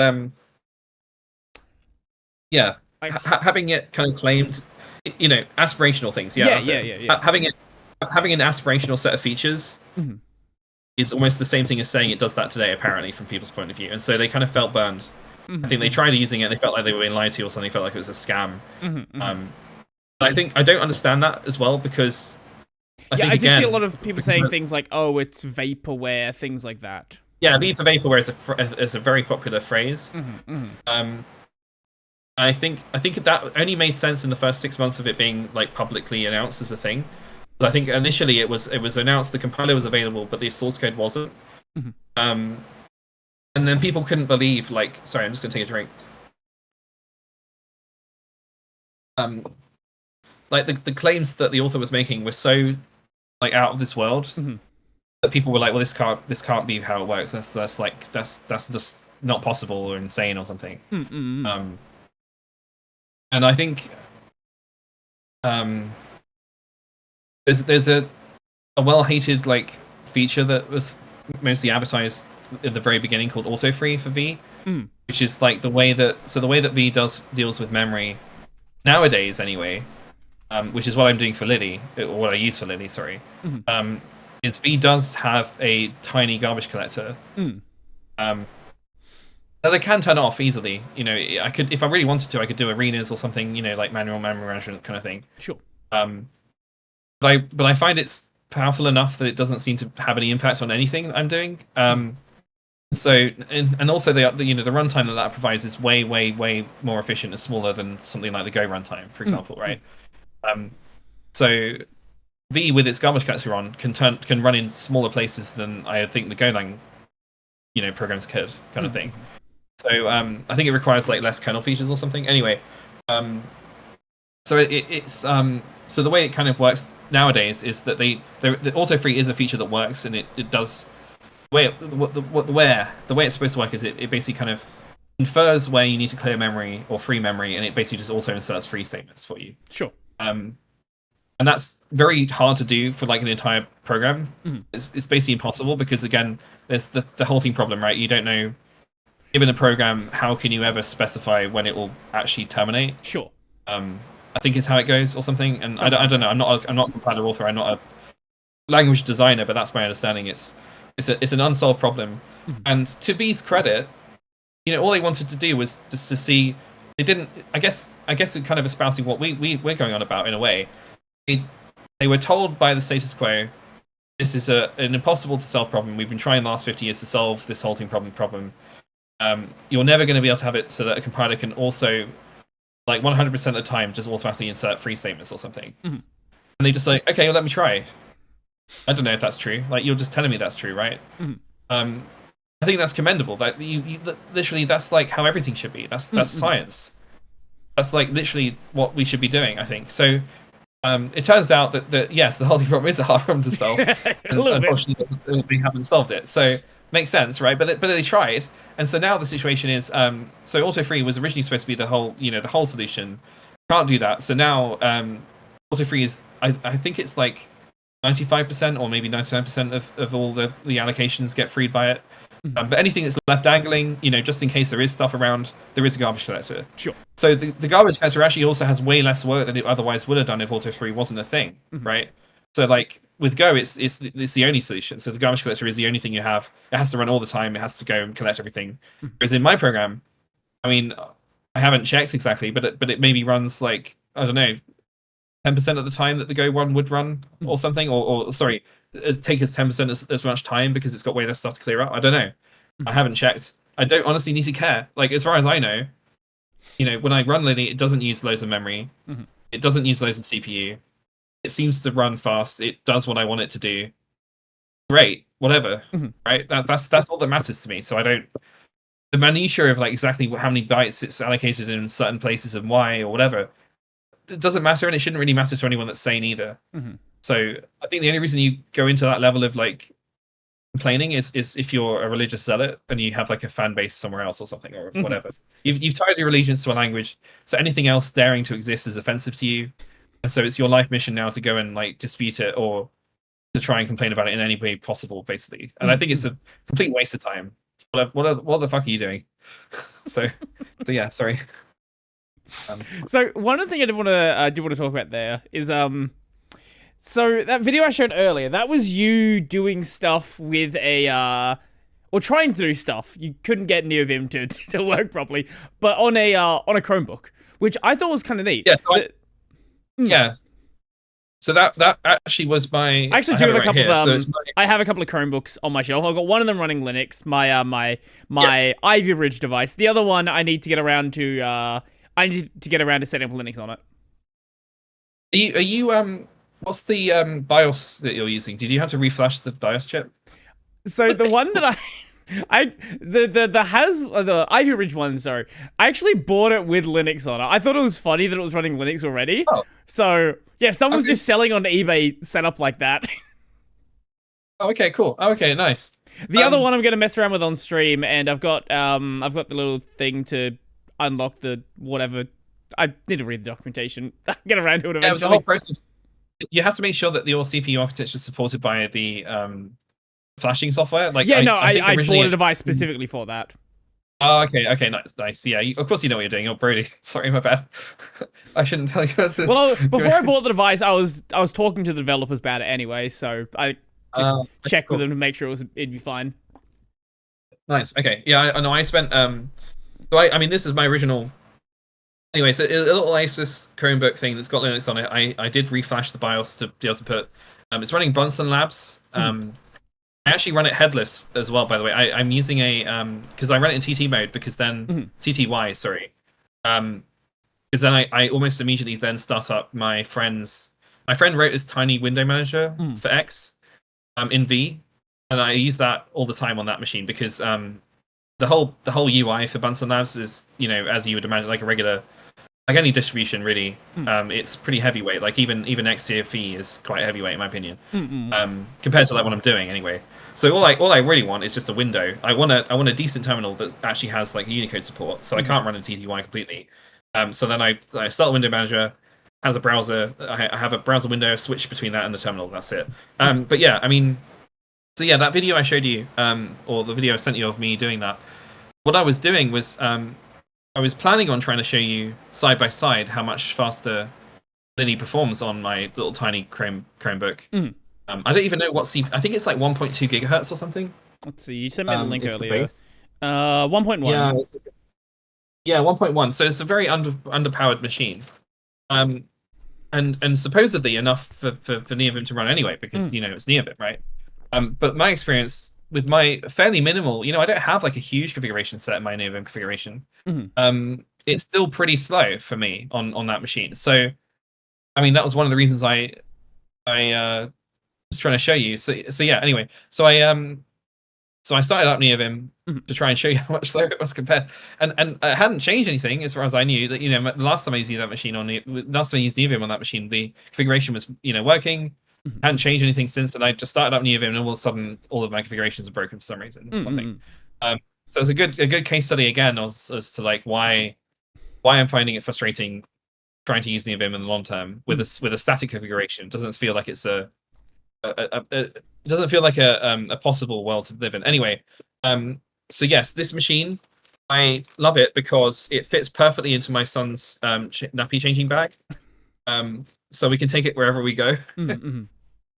Like you know, if I get a spare 5 seconds or something, you know, I can get it out and do whatever. It's also very, very underpowered. So I like working with Lilly on it because if something is going to be slow on this machine, and well, it's not necessarily going to be guaranteed to be slow on my Mac or something, but you know, if something's going to be slow on my Mac, it's almost certainly going to be unusable on my little machine. Yeah. And it's important for me to be able to use my editor on my little machine because I use it all the time, right? So I kind of it kind of means that I'm doing development on the lowest powered machine I have, and it's useful in that sense in that it helps me try to keep things as fast as possible. So yeah, I have a suite of different Chromebooks. So I have this little Asus Chromebook thing. I actually put Linux on it because Chrome OS is too old now for it to be supported, I think. Right. Okay. Then I have a what is it called? I'm just lifting you up so I can read underneath. I don't know because I've got a sticker on top of it. I have a larger Chromebook that I use Mhm. quite a lot. It's like it's the machine that's in my laptop stand on my desk, so it's kind of my main base. Mhm. And then I have another portable Chromebook. Sorry, I'm saying portable because they're all portable, but I mean, the biggest laptop I have, I don't really want to have to take everywhere with me. Fair enough. Fair So it enough. lives on my desk. And I have a medium kind of size one. I guess you can call them the Goldilocks laptops. I have a I have like a medium. This is my favorite one. It's called the Google Pixelbook Go. I think it is. I think it's discontinued now. Unfortunately, I would love to be able to get another one or something. But anyway, um, this is bloody brilliant. I love this machine to program on when Oh, I'm out and that about as one. well. Yeah. Yeah. Um, it's amazing. I love it. It's got a lot more memory and a lot more power. Yeah. Mhm. But I'm also a lot more attached to it. I don't really care about my tiny Asus netbook one in terms of like and it'd be annoying, but I wouldn't be devastated if it got broken or something or Yeah. lost Yeah. or whatever. So I actually, ironically, that means it's the one I use the most because it's the one I take out with me the most. But if I'm going on a holiday or something, I'll take my medium one. Mm. The Go book, whatever it's called. That's my favorite Chromebook. I love that. It's really nice keyboard, really nice backlight. Um, and the reason I use Chromebooks actually to program on, Mhm. but aside from the Linux netbook now, I guess you could call it. This is going to be a bit strange as well. I'm such a weirdo, aren't I? I don't know. I really like it because it's a solid base experience that I know is going to be stable. So, Right. so if I if I'm away somewhere, uh, I need to know that my computer's going to keep functioning Mm. and not randomly break. Because if it does randomly break, I'm not necessarily going to be in a position to reformat it because I don't have another computer with me Mhm. to download an ISO and burn it onto a disk or whatever. So I like the fact that Chrome OS is a nice cohesive kind of fairly performant out of the box experience. Mm. But then it also has natively supported Linux containers. So unlike WSL, but better. And it's better because the underlying kernel of the Chrome OS operating system is also Linux, right? So Mhm. they have a lot more interoperability than Linux does on kind of Windows, for example, right? Mhm. I think Windows to make WSL work, they have to implement some presumably horrendous native layer or something, right? Yeah, they have some To like make some kernel thing. level driver they need to run alongside of it, and yeah, I'm not sure on the full architecture, but it's definitely had to like glue some stuff together to make it work. Yeah, and that's not really what I want to base my whole workflow on, I think. So I mean, I haven't used Windows for like 10 years or something. I don't know. Right. So I only used it when I was at school and college and stuff. Mhm. So anyway, so yeah, I mean, I don't know. I'm not trying to. I'm not being paid by Google or anything. But yeah, I think Chrome OS is the what's that phrase? Underrated. I think it's the most underrated development system you can get. It's very cheap. Battery life is often very good. For whatever reason. There's a huge different range of like power that you can get from different hardware manufacturers and stuff. Mhm. It's kind of slept on, I think, as a development target. It's native Linux experience. The only thing I could possibly think is a problem is stuff like obviously games is pretty much out. Streaming is almost certainly out because there is a limitation in terms of like because of security reasons. Like the Linux container is completely bastardized from its host. Like it doesn't have direct access to everything. So like for example, if I'm running Tmux and I've got my plugin to tell me my battery life, it doesn't have any idea. It just thinks it's 100% all the time. Okay. Because the base OS is telling it that's the case. But because I'm not running, because I have Chrome OS and it's telling me, what battery life is, that's fine, whatever. Sure. So yeah, I would say just it also helps in terms of, actually because of that as well. Now I think about it, I do come across interesting situations as well, where software that normally would work fine in a Linux quote unquote environment breaks in interesting ways because of that setup. And I think that helps. I found interesting bugs in different programs that I've then gone and tried to write PRs or raise issues for. That otherwise people wouldn't have come across or found. That probably would have been a problem, in another environment or something, not just for me. But it has helped me feel like, if my editor can run inside a weird container inside Chrome OS, it's definitely going to be able to run fine on just regular Linux or something. Yeah. Right? Yeah. That's kind of how I think about it. The only thing I guess that's a bit of a sad thing about that is that I specifically can't really use a window manager like i3 or something. because again, I mean, the whole point of me using a Chromebook is that it's using the Chrome OS base. I haven't even looked because I don't want to know.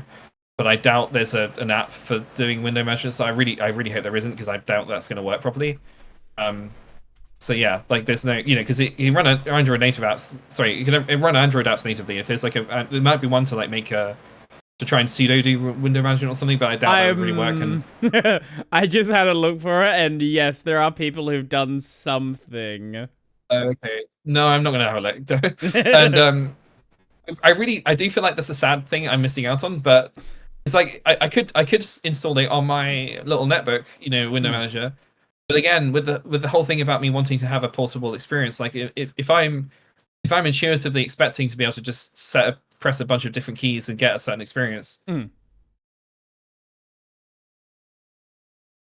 Did Discord just die again? What a great piece of software this is. Hi. Hi. I hate Discord so much. Okay, sorry. Did you get what I was saying just then? Sorry about. Sorry, I lost the last like 10 seconds. You're saying if you just press a bunch of keys to do something. Yeah, so like if I could install i3 or whatever on the one machine I do have that's running raw Linux. Then I would but I would be annoyed, because then I can't use that same sort of hotkeys that I've kind of instilled in my brain on every other machine I'm using, right?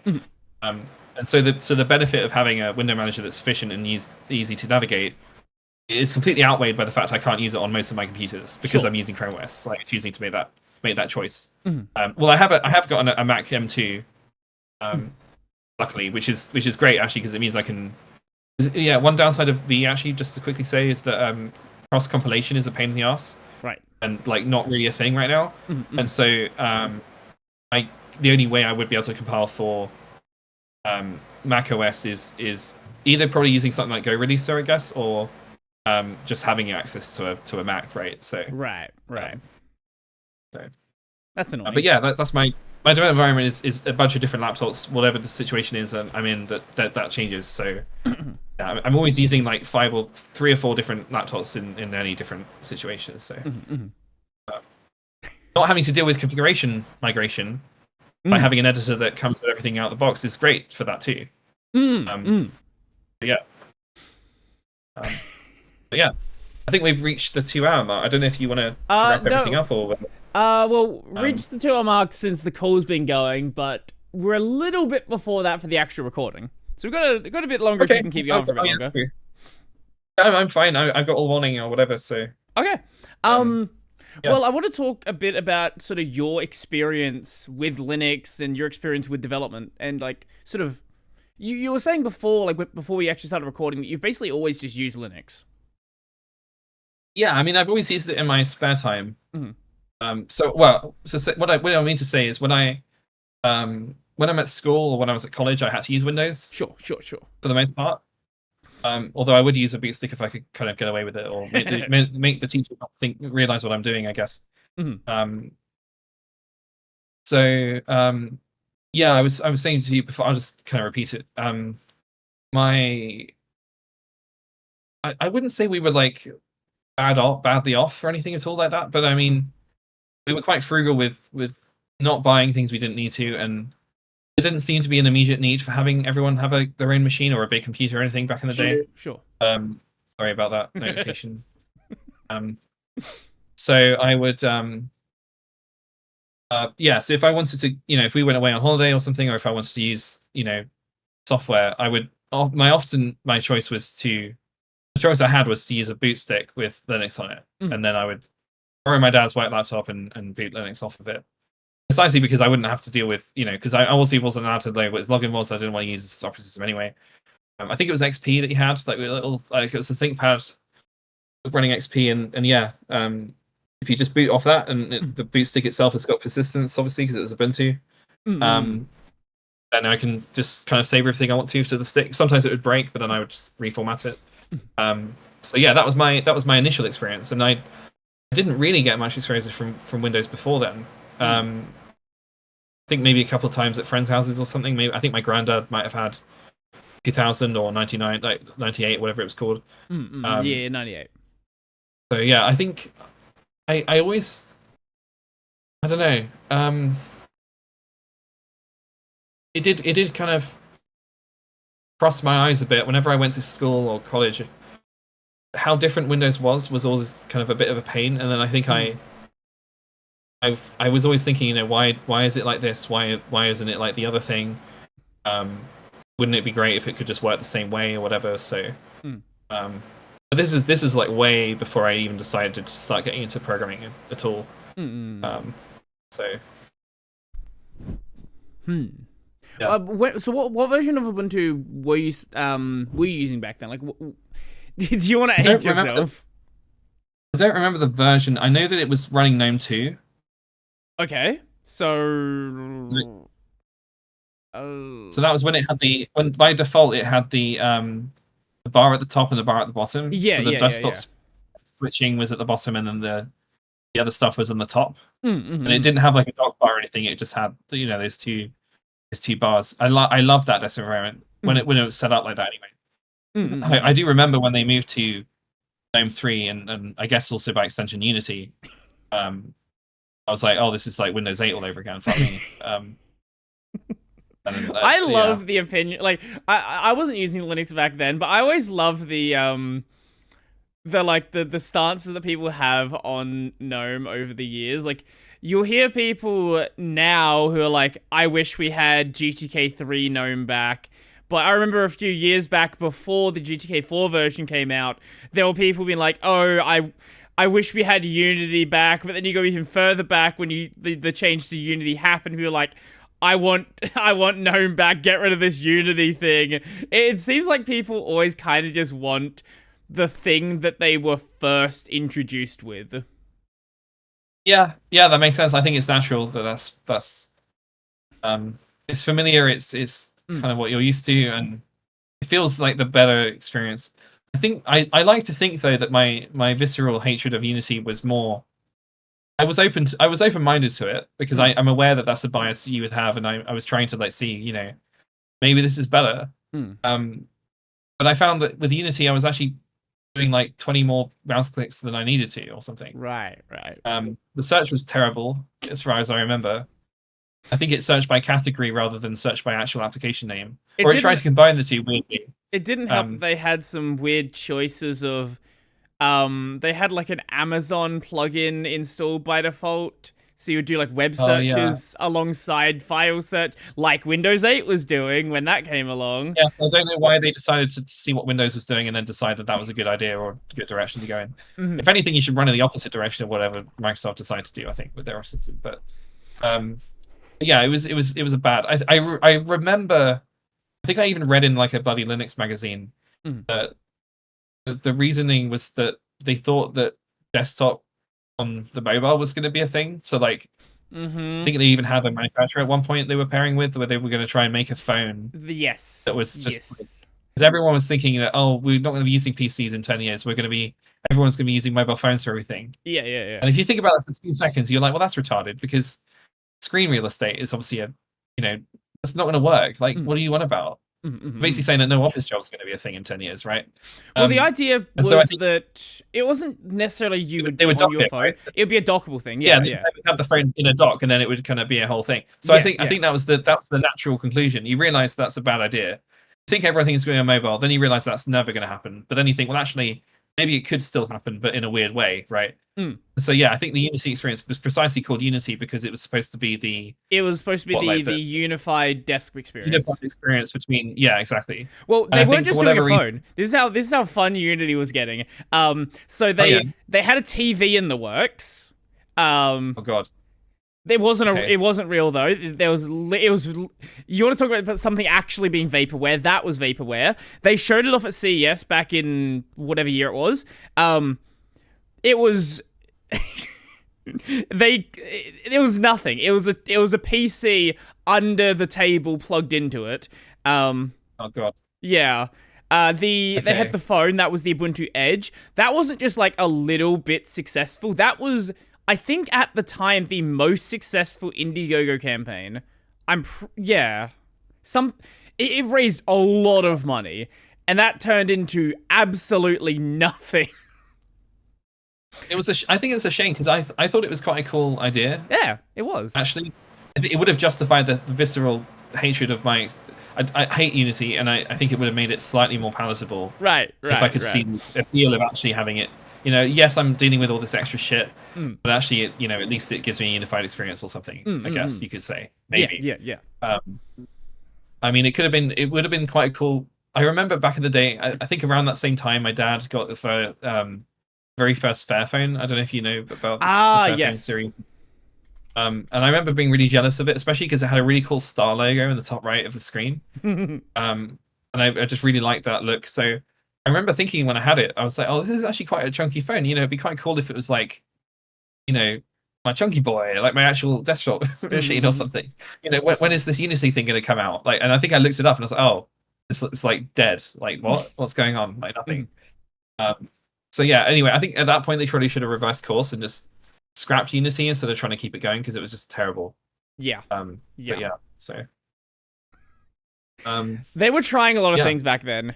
They were just. I think a lot of the choices they made were really dumb, but like Mozilla was doing a lot of weird stuff back then as well. Like they had their mobile operating system. They had a bunch of other random stuff they were doing. I think a lot more people. There was this big push for this like unification of device classes, but no one really cared about it. And now you sort of have this other problem where it's not a unification of device classes. It's a lot of people are growing up and just don't get a computer. They do everything on a phone. And their only experience with the computer is at school and then when they get a job. Yeah, you know what? Actually, that makes me think about it in a different way as well. Like, from the point of view of someone going to school nowadays, all they've experienced at home is like fun, mostly, right? Like tablets, phones, and Xbox. And then they'll see the PC as only a boring business tool. That's a shame. I hadn't thought about it like that. I know it's a slightly different thread to what you were on about, but yeah, just imagining it from their point of view. I guess I'm trying to anyway. No, I get what you're saying. There was a pirate software clip that came out ages back, where he was like talking about demoing a game at a convention, and he had a keyboard and mouse on one of the stands, and then a controller on the other one, and what he realized after the first day is nobody went to the keyboard and mouse. They had no idea how to use it. Yeah. I think I remember seeing this clip. Yeah. And then eventually he realized that they didn't even know how to use a controller. Everyone was trying to touch the screen. Yeah, getting their grubby fingers all over it or something. Yeah, I've heard of something similar. Like I think what was this like a few years ago? I heard something about how there was some report about some kids would be shown a glossy like textbook, and they would be confused about when they swipe around on the page why stuff wasn't moving. I can't believe that's real, but I mean maybe it is. I guess. It sounds like something out of the Black Mirror episode or something. Yeah, it really does. I've heard this before. I don't know how true it is. What I have seen before, which is really it is straight out of a Black Mirror episode, is there are these videos of like babies and really young children swiping in their sleep. Oh, okay. Interesting. Yeah. Well, I'm hoping that they're dreaming about VR interfaces or something cool like that. That would be nice, but probably not. No, probably not. I mean, did you want to hear about like how I got into programming or something? Yeah, sure. I don't know. Sure, we can do that before we wrap up. Okay. So I mean, sure. So I was So I'm just trying to think how to explain. I mean, some of this might be slightly illegal as well. I don't know if I'm going to wrap myself. Yeah, maybe don't incriminate yourself with some of it. Think about that. I can cut anything that you want me to cut. Sorry? I said okay, you can cut. Okay. I can cut anything you want me to cut. Okay. I mean, so I went to. I said earlier I didn't go to university, right? So I went to. I started the regular track of trying to go to university in the UK. So in the UK, we do this thing called A levels after GCSEs. So GCSEs is kind of, I don't know what the equivalent is in America, I'm not sure, but GCSEs is you kind of pick like 11 or so subjects. I think it was 11 at my school. to kind of includes the required ones like maths, English, and whatever. And then a bunch of others and stuff. And you do A levels, which is like normally 3 or 4 subjects. And I knew that I wasn't going to be able to do 3 subjects, so I decided to convince them to let me do 2. I think it was 2, maybe it was 3. I don't know. No, sorry, that was the other way around. Not 4 subjects. I said let me do 3 subjects or something. And so I chose art, geography, and IT, which is like a strange combination, I think, in hindsight. They were my favorite subjects anyway, so I tried to pick those. And then I found it extremely. There was such a massive juxtaposition between how they treated you in regular like GCSE level to because I went to sixth form, so it's technically the same. I went to the same actual school as I've just been at for the last 7 years, or I can't remember how long it is, right? Like 11 years, I guess. I don't know, a long time. And I was going to be there for another 2 or 3 years based on this new track, right? They just have a separate area for the A-level students. We wear our own clothes and they wear the uniform, whatever. Right. Anyway, I quickly just kind of found that without being pushed directly, I just started to lose interest in doing any of the stuff. And there were, for lots of different reasons, I started kind of just disengaging from the whole thing. And I ended up spending most of my time on the computers in the sixth form common room, which is what the sixth form is like the name of the group of students, and sixth form common room we had our own space to hang out in and stuff. And I found quite quickly that the teachers didn't care where I was. They didn't care because you could go home whenever you wanted. You didn't have to be there, whatever. And so I was like, okay, well, I'll just stay here and learn about computers, I guess, or something. I just decided to start I did that Wikipedia thing. I started going down rabbit hole after rabbit hole after rabbit hole on Wikipedia, and I learned about loads of things. I started reading about .NET. I learned about what Wacom LAN is. I was interested. I was like, why does because again, I had this awareness of Linux exists. I'm aware of Linux. I'm aware of Windows, and they seem to be quite different. Why is that? Where does the difference come from? I started looking into that basically, and I kind of started learning about all these different things to do with Windows, and I was kind of interested in how things worked at that point. I guess I just kind of again, I wanted to learn about everything. I was like, well, how does .NET work? How does the network layer work? How does TCP work? How does UDP work? What is the difference? How do the cables transmit anything? What does that actually mean? What is electrons? I was doing all this deep diving. And at one point I was like, it'd be really cool if I could poke around on the computer network. So sorry, this is going to be a big of a tangent. So I may have allegedly installed OPH crack on a USB stick, and it may be the case that I allegedly cracked the admin password for the school network. That's not that crazy. We just took it at my school. Okay, fair enough. Well, I'll stop being quiet about it then. So yeah, anyway, hopefully no one ever hears about this from my school or anything. But but yeah, I basically figured out what the admin password was by cracking it because it was it's a really basic password, right? So it was easy for the it did rainbow tables. It was that technique. Yeah. So it just did the hash comparison thing, and I guess someone else had found that password. So anyway, that gave me loads more power to do basically whatever I wanted, and I started figuring out.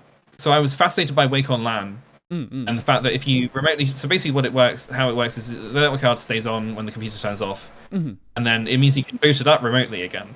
And so I was like, well, this is cool.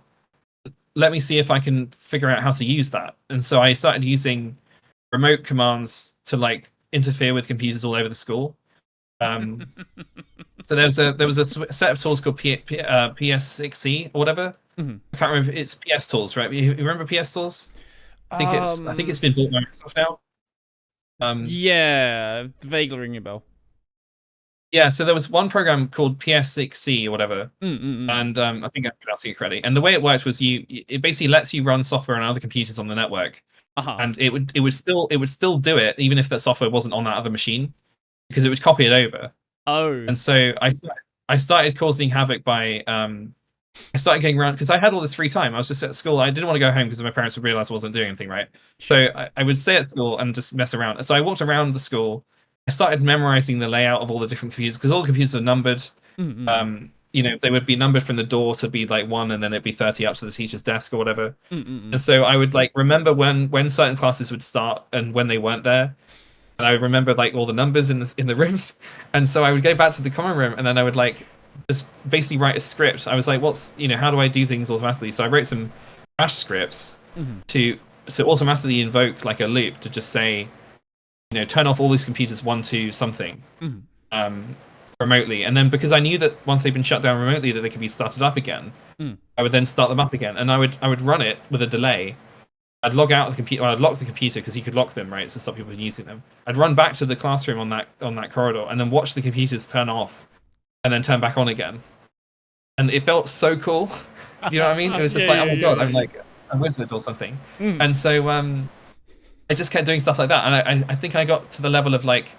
I was in the library one time, and I saw that someone was. This is going to make me feel really bad. Well, I feel really bad about this even today. I noticed that someone was like basically just playing flash games in the library, and I was like, "Well, you're, if for some reason that really irks me." I was like, "You're supposed to be working. You're not even working. Like, you're not even hiding it. Like, you're obviously just says the guy thinking about." Who's thinking about I felt like I was being productive or something. Sure. So anyway, I realized I could list the processes that were running on someone else's machine via this one of the tools I had. So I listed it, and I saw he's running. He is actually running Word, and so I thought, fuck you, man. If you're not going to be working, I'm just going to close your Word for you. So it turns out he hadn't actually saved his document that he'd been working on for the last like hour or something. Oh no. And that was bad. I was like, oh shit. I had to basically leave the room, and he was like started having a melt. He was one of these. I don't know if it's like, what's the PC way of saying it? He would sometimes need like one-to-one assistance from support staff. Like he was one of those students. Yeah, I guess so. So he had a less than stellar reaction that wasn't kind of wound in by social norms, right? He basically freaked out, and I was like, fuck, I fucked up. So anyway, that was my whole initial interaction to this. I spent like a year learning as much as I could about computers. I about on the network. I accidentally a few times restarted computers in an active classroom for when people were trying to work and things, and yeah, it felt fun.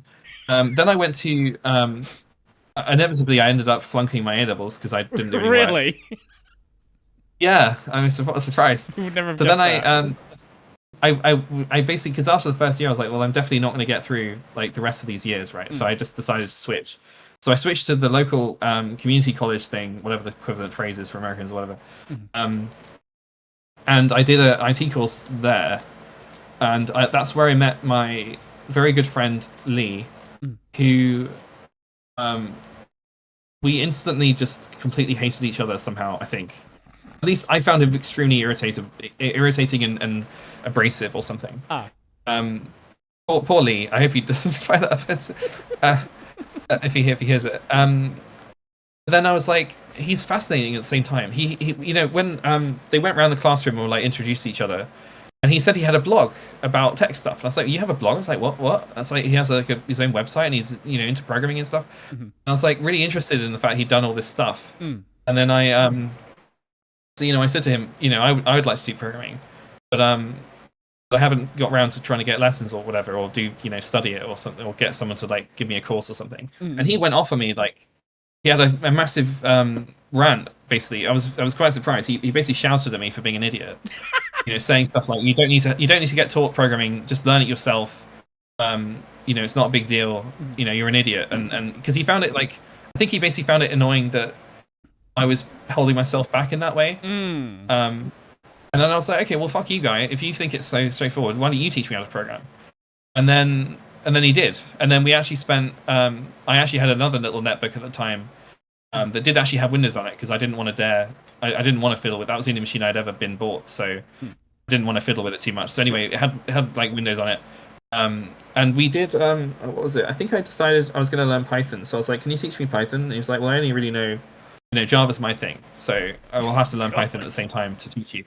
He'd been doing programming for like 10 years before that. So how old were we? I was like, we must have been both about 16, 17, something like that. Maybe, yeah, something like that, something about that age. And he'd been programming as like an escape from stuff for ages, basically. Sure. So he was like, I'd always seen him as someone to try and aspire to be like or catch up to. once I started to realize I could kind of do programming as well. And he was a really good teacher, actually. I kind of weirdly, so every lunch break we would go down to the outside kind of part of the college, and we program on my little netbook, and we basically every week we try out a different thing in Python essentially, and then over time, I think I moved from Python to Java was the next thing. I've usually got massive headaches from having to deal with all the squiggly brackets that I didn't really understand. That's where I started. That was not pleasant. It's a big shift. Yeah, and I was like, oh, Joel, but I was like, the performance gains were amazing. I was like, Jesus, things can actually run this fast. And then it kind of progressed from there, really. And I think we both kind of graduated college around the same time. He went into industry, into like the very Microsoft corporate kind of directions, the C# land. And I went in the opposite direction, in very much open source, kind of Ruby, Go, whatever else, Python kind of direction, that kind of land. I mean, our plan. We always said to each other that one day we would try and come back together and do our own thing together, and we would just kind of like, I think that's still the current plan, is basically just be in the industry for as long as we want to be, kind of see what we have to learn here, see what ideas people have, see what's going on, and then come back and do our own thing one day in our own in our own space. But then we could kind of draw on these two different shared paradigms, or because they're completely different worlds, really. Like the whole approach to solving problems in the Microsoft land is completely different to the open source ecosystem, from what I can tell. I mean, well, actually, to be fair, nowadays they are sort of converging, but at the time, they were still very kind of much worlds apart, I think. Yeah, for sure. At least it felt like that. So yeah, I mean, that's kind of my overarching story about how I started to get into programming, and then I kind of really felt like it was, to be fair as well, a lot of my motivation to learn programming was because I really enjoyed hanging out with my friend Lee, and it was the thing that meant that we spent the most time together and spoke the most. I wanted to relate to him as much as I could, and so that was a big motivation for me to try and stick with it. And he inspired me loads, because he had this philosophy of like, do everything yourself. Like, if you can do anything yourself, do it. Like, don't use a library. He actually works at Rockstar now. He works in the, I can't really tell you exactly what he does, because I'm not technically really supposed to know much, but he works at Rockstar in a department that basically helps power like everyone that needs to interact with the engine. He basically does the stuff that helps that. Right. So, he's been hugely, he was always really into game engine stuff. When we knew each other, he'd show me a new feature on his personal game engine he'd done every day. And I was always like in awe of him, like, oh my god, you're like, you're a genius or whatever, and you can do all this stuff. And it was never really about the clout. It was just that, it was just like, do it for the sake of learning it, right? And then, so I feel like actually that whole philosophy has kind of stayed with me, maybe probably longer than it should have done. I think nowadays I'm actually surprised at how little that philosophy is. Well, okay, to be fair, it's not with him necessarily, but I think the context for him has changed. So he's now resigned to the idea that, if you want to make a game, yeah, you could use Godot, it's fine. But for me, it's like, yeah, that does sound like a good idea, but at the same time, like I'm having to deal with like your thing. Like, isn't that going to get in my way in the end? Like, yes, the upfront cost is way less, but actually, what if your engine is going to physically make something I want to do with my game impossible without having to customize it? Like, that's going to be a huge time sink, trying to work around that. It's not necessarily a guaranteed time sink as much as making my own engine would be. But at least if I know I put that time in the beginning, I could still do whatever I wanted. That's kind of, I think that's kind of the approach that, for example, Jonathan Blow has. The upfront time is completely worth it, because then the freedom you have is forever. Right. It's always that thing. Like, I think there's that graph, right, with developers. Task takes 10 minutes, spends 3 weeks working on a solution to make that 10 minutes take 0 time or something, right? It only matters if you have to do that thing more than once. Most of the time, I do have to do things more than once, and so I would much rather have a solution I spent way more time working on. And then actually, for my editor, even like, sometimes I daydream about myself in maybe 10 years being like 10 times faster than someone using Neovim, because I know how to use my editor as best as I can, because it's my editor, right? Even if the motions are how you interface with it or whatever, I feel like there's still some underlying power you get from just being the core person. Like, you know everything about it, like exactly how to do everything, right? Kind of thing. Anyway, so that's I don't know. That's my whole post introduction, I guess, kind of thing. So, yeah. I'm sorry for talking. I think we've spoken quite a long time now. Yeah, no, it's been a bit. This has been a very. I don't know what I expected going to this episode. I don't know how much we talked about the editor, but I don't actually care. That's the thing. I think this is a really fun episode. I think you're clearly incredibly passionate about what you're doing, and I don't know. I think it just makes for an interesting conversation, even if there wasn't much that I could say because you just kept going on and on and on. Oh yeah, I'm sorry about that. I didn't. No, that's totally fine. No, I love these episodes. I love when I can have someone on who like really cares about the work they're doing and really like aspires to do something cool.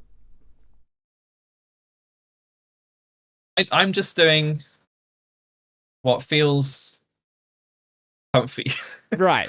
I get it. No, that's yeah. That I think came across really well.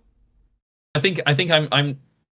It's important to me to do the right thing in every way I can, and to have the right motivations to do the thing I'm doing. I think is what I'm trying to say. So, anyway, yeah, thank you for the summary. I mean, I really enjoyed the conversation. I'm aware of how much I've rambled. I'm sorry for if you had more questions. I didn't even give you an opening to give me. Good. I think I'm just trying to like.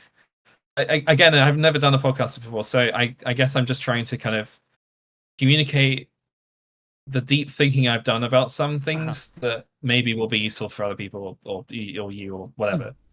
No, this is why I like handling it in a very sort of off the cuff way.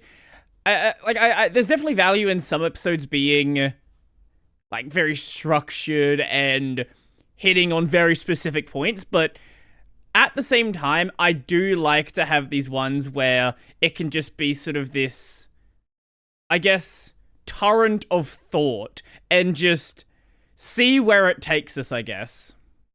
Yeah, I mean, I think actually we did cover. I mean, certainly from the points you sent me, I think we have covered pretty much everything. In some way, maybe not like in a cohesive order. Yeah. But I think we did touch on everything. So there's a lot of rambling from me. So I will say I do feel slightly bad for the I have quite a few members of my audience who have English as a second language, and you speak very fast. I think I speak very fast because I know that I'm taking a long time to speak as it is.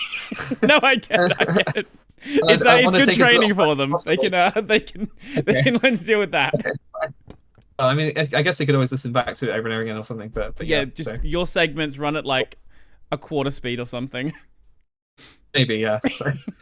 Okay, well, I mean, yeah. Thanks so much for having me on. I really enjoyed talking to you. If people want to check out the project or maybe get involved with it, where can they go? The best place is probably the Discord server. It is currently dead because I guess I'm just the only person currently looking into like working on it. But if people have any questions about what they could work on, I think actually someone did message me recently on it saying something, and I've hopefully got a fairly cohesive summary about what they could do there as well. So maybe answers have been answered already on the server. But yeah, if you want to actually talk to me about it and figure out what you could do, either just raise issues or just go to the server and just ask, I guess. But yeah, certainly I wouldn't recommend you download it and expect like an actual completely usable experience yet. It's not currently in that state, but yeah, it's certainly I don't know. I'm working on it. I'm trying to get there. So yeah. Awesome. Anything else you wanted to mention, or I can do my outro? No, I think that was everything. Okay. Yeah. Cool. We went, what is it, 2 hours, 30 minutes of the recording? Okay, yeah, that's not that crazy. So, my main channel is Brody Robertson. I do Linux videos there 6-ish days a week. Do streams there sometimes as well, depending on how I feel. I've got the gaming channel, Brody on Games. I am currently playing through Ori, whatever the second game's called. Will o' the Wisps? Yeah, Will o' the Wisps, that one. And Kazan the First Berserker. I also upload clips from that channel over to Brody Robertson Reacts, so check that out as well. If you want to see the video version of this and you're listening to the audio, it is available on YouTube at Tech Over Tea. If you'd like to find the audio version, it is on Spotify, which also is video, which is cool. It's on basically every podcast platform. There is an RSS feed there as well, so if you prefer that, that is also an option. Now, how would you like to sign off the episode? I never tell people they're doing this, and I always like to see how they react. Thanks for listening. I hope it's been useful. Sorry for my rambling. Sweet.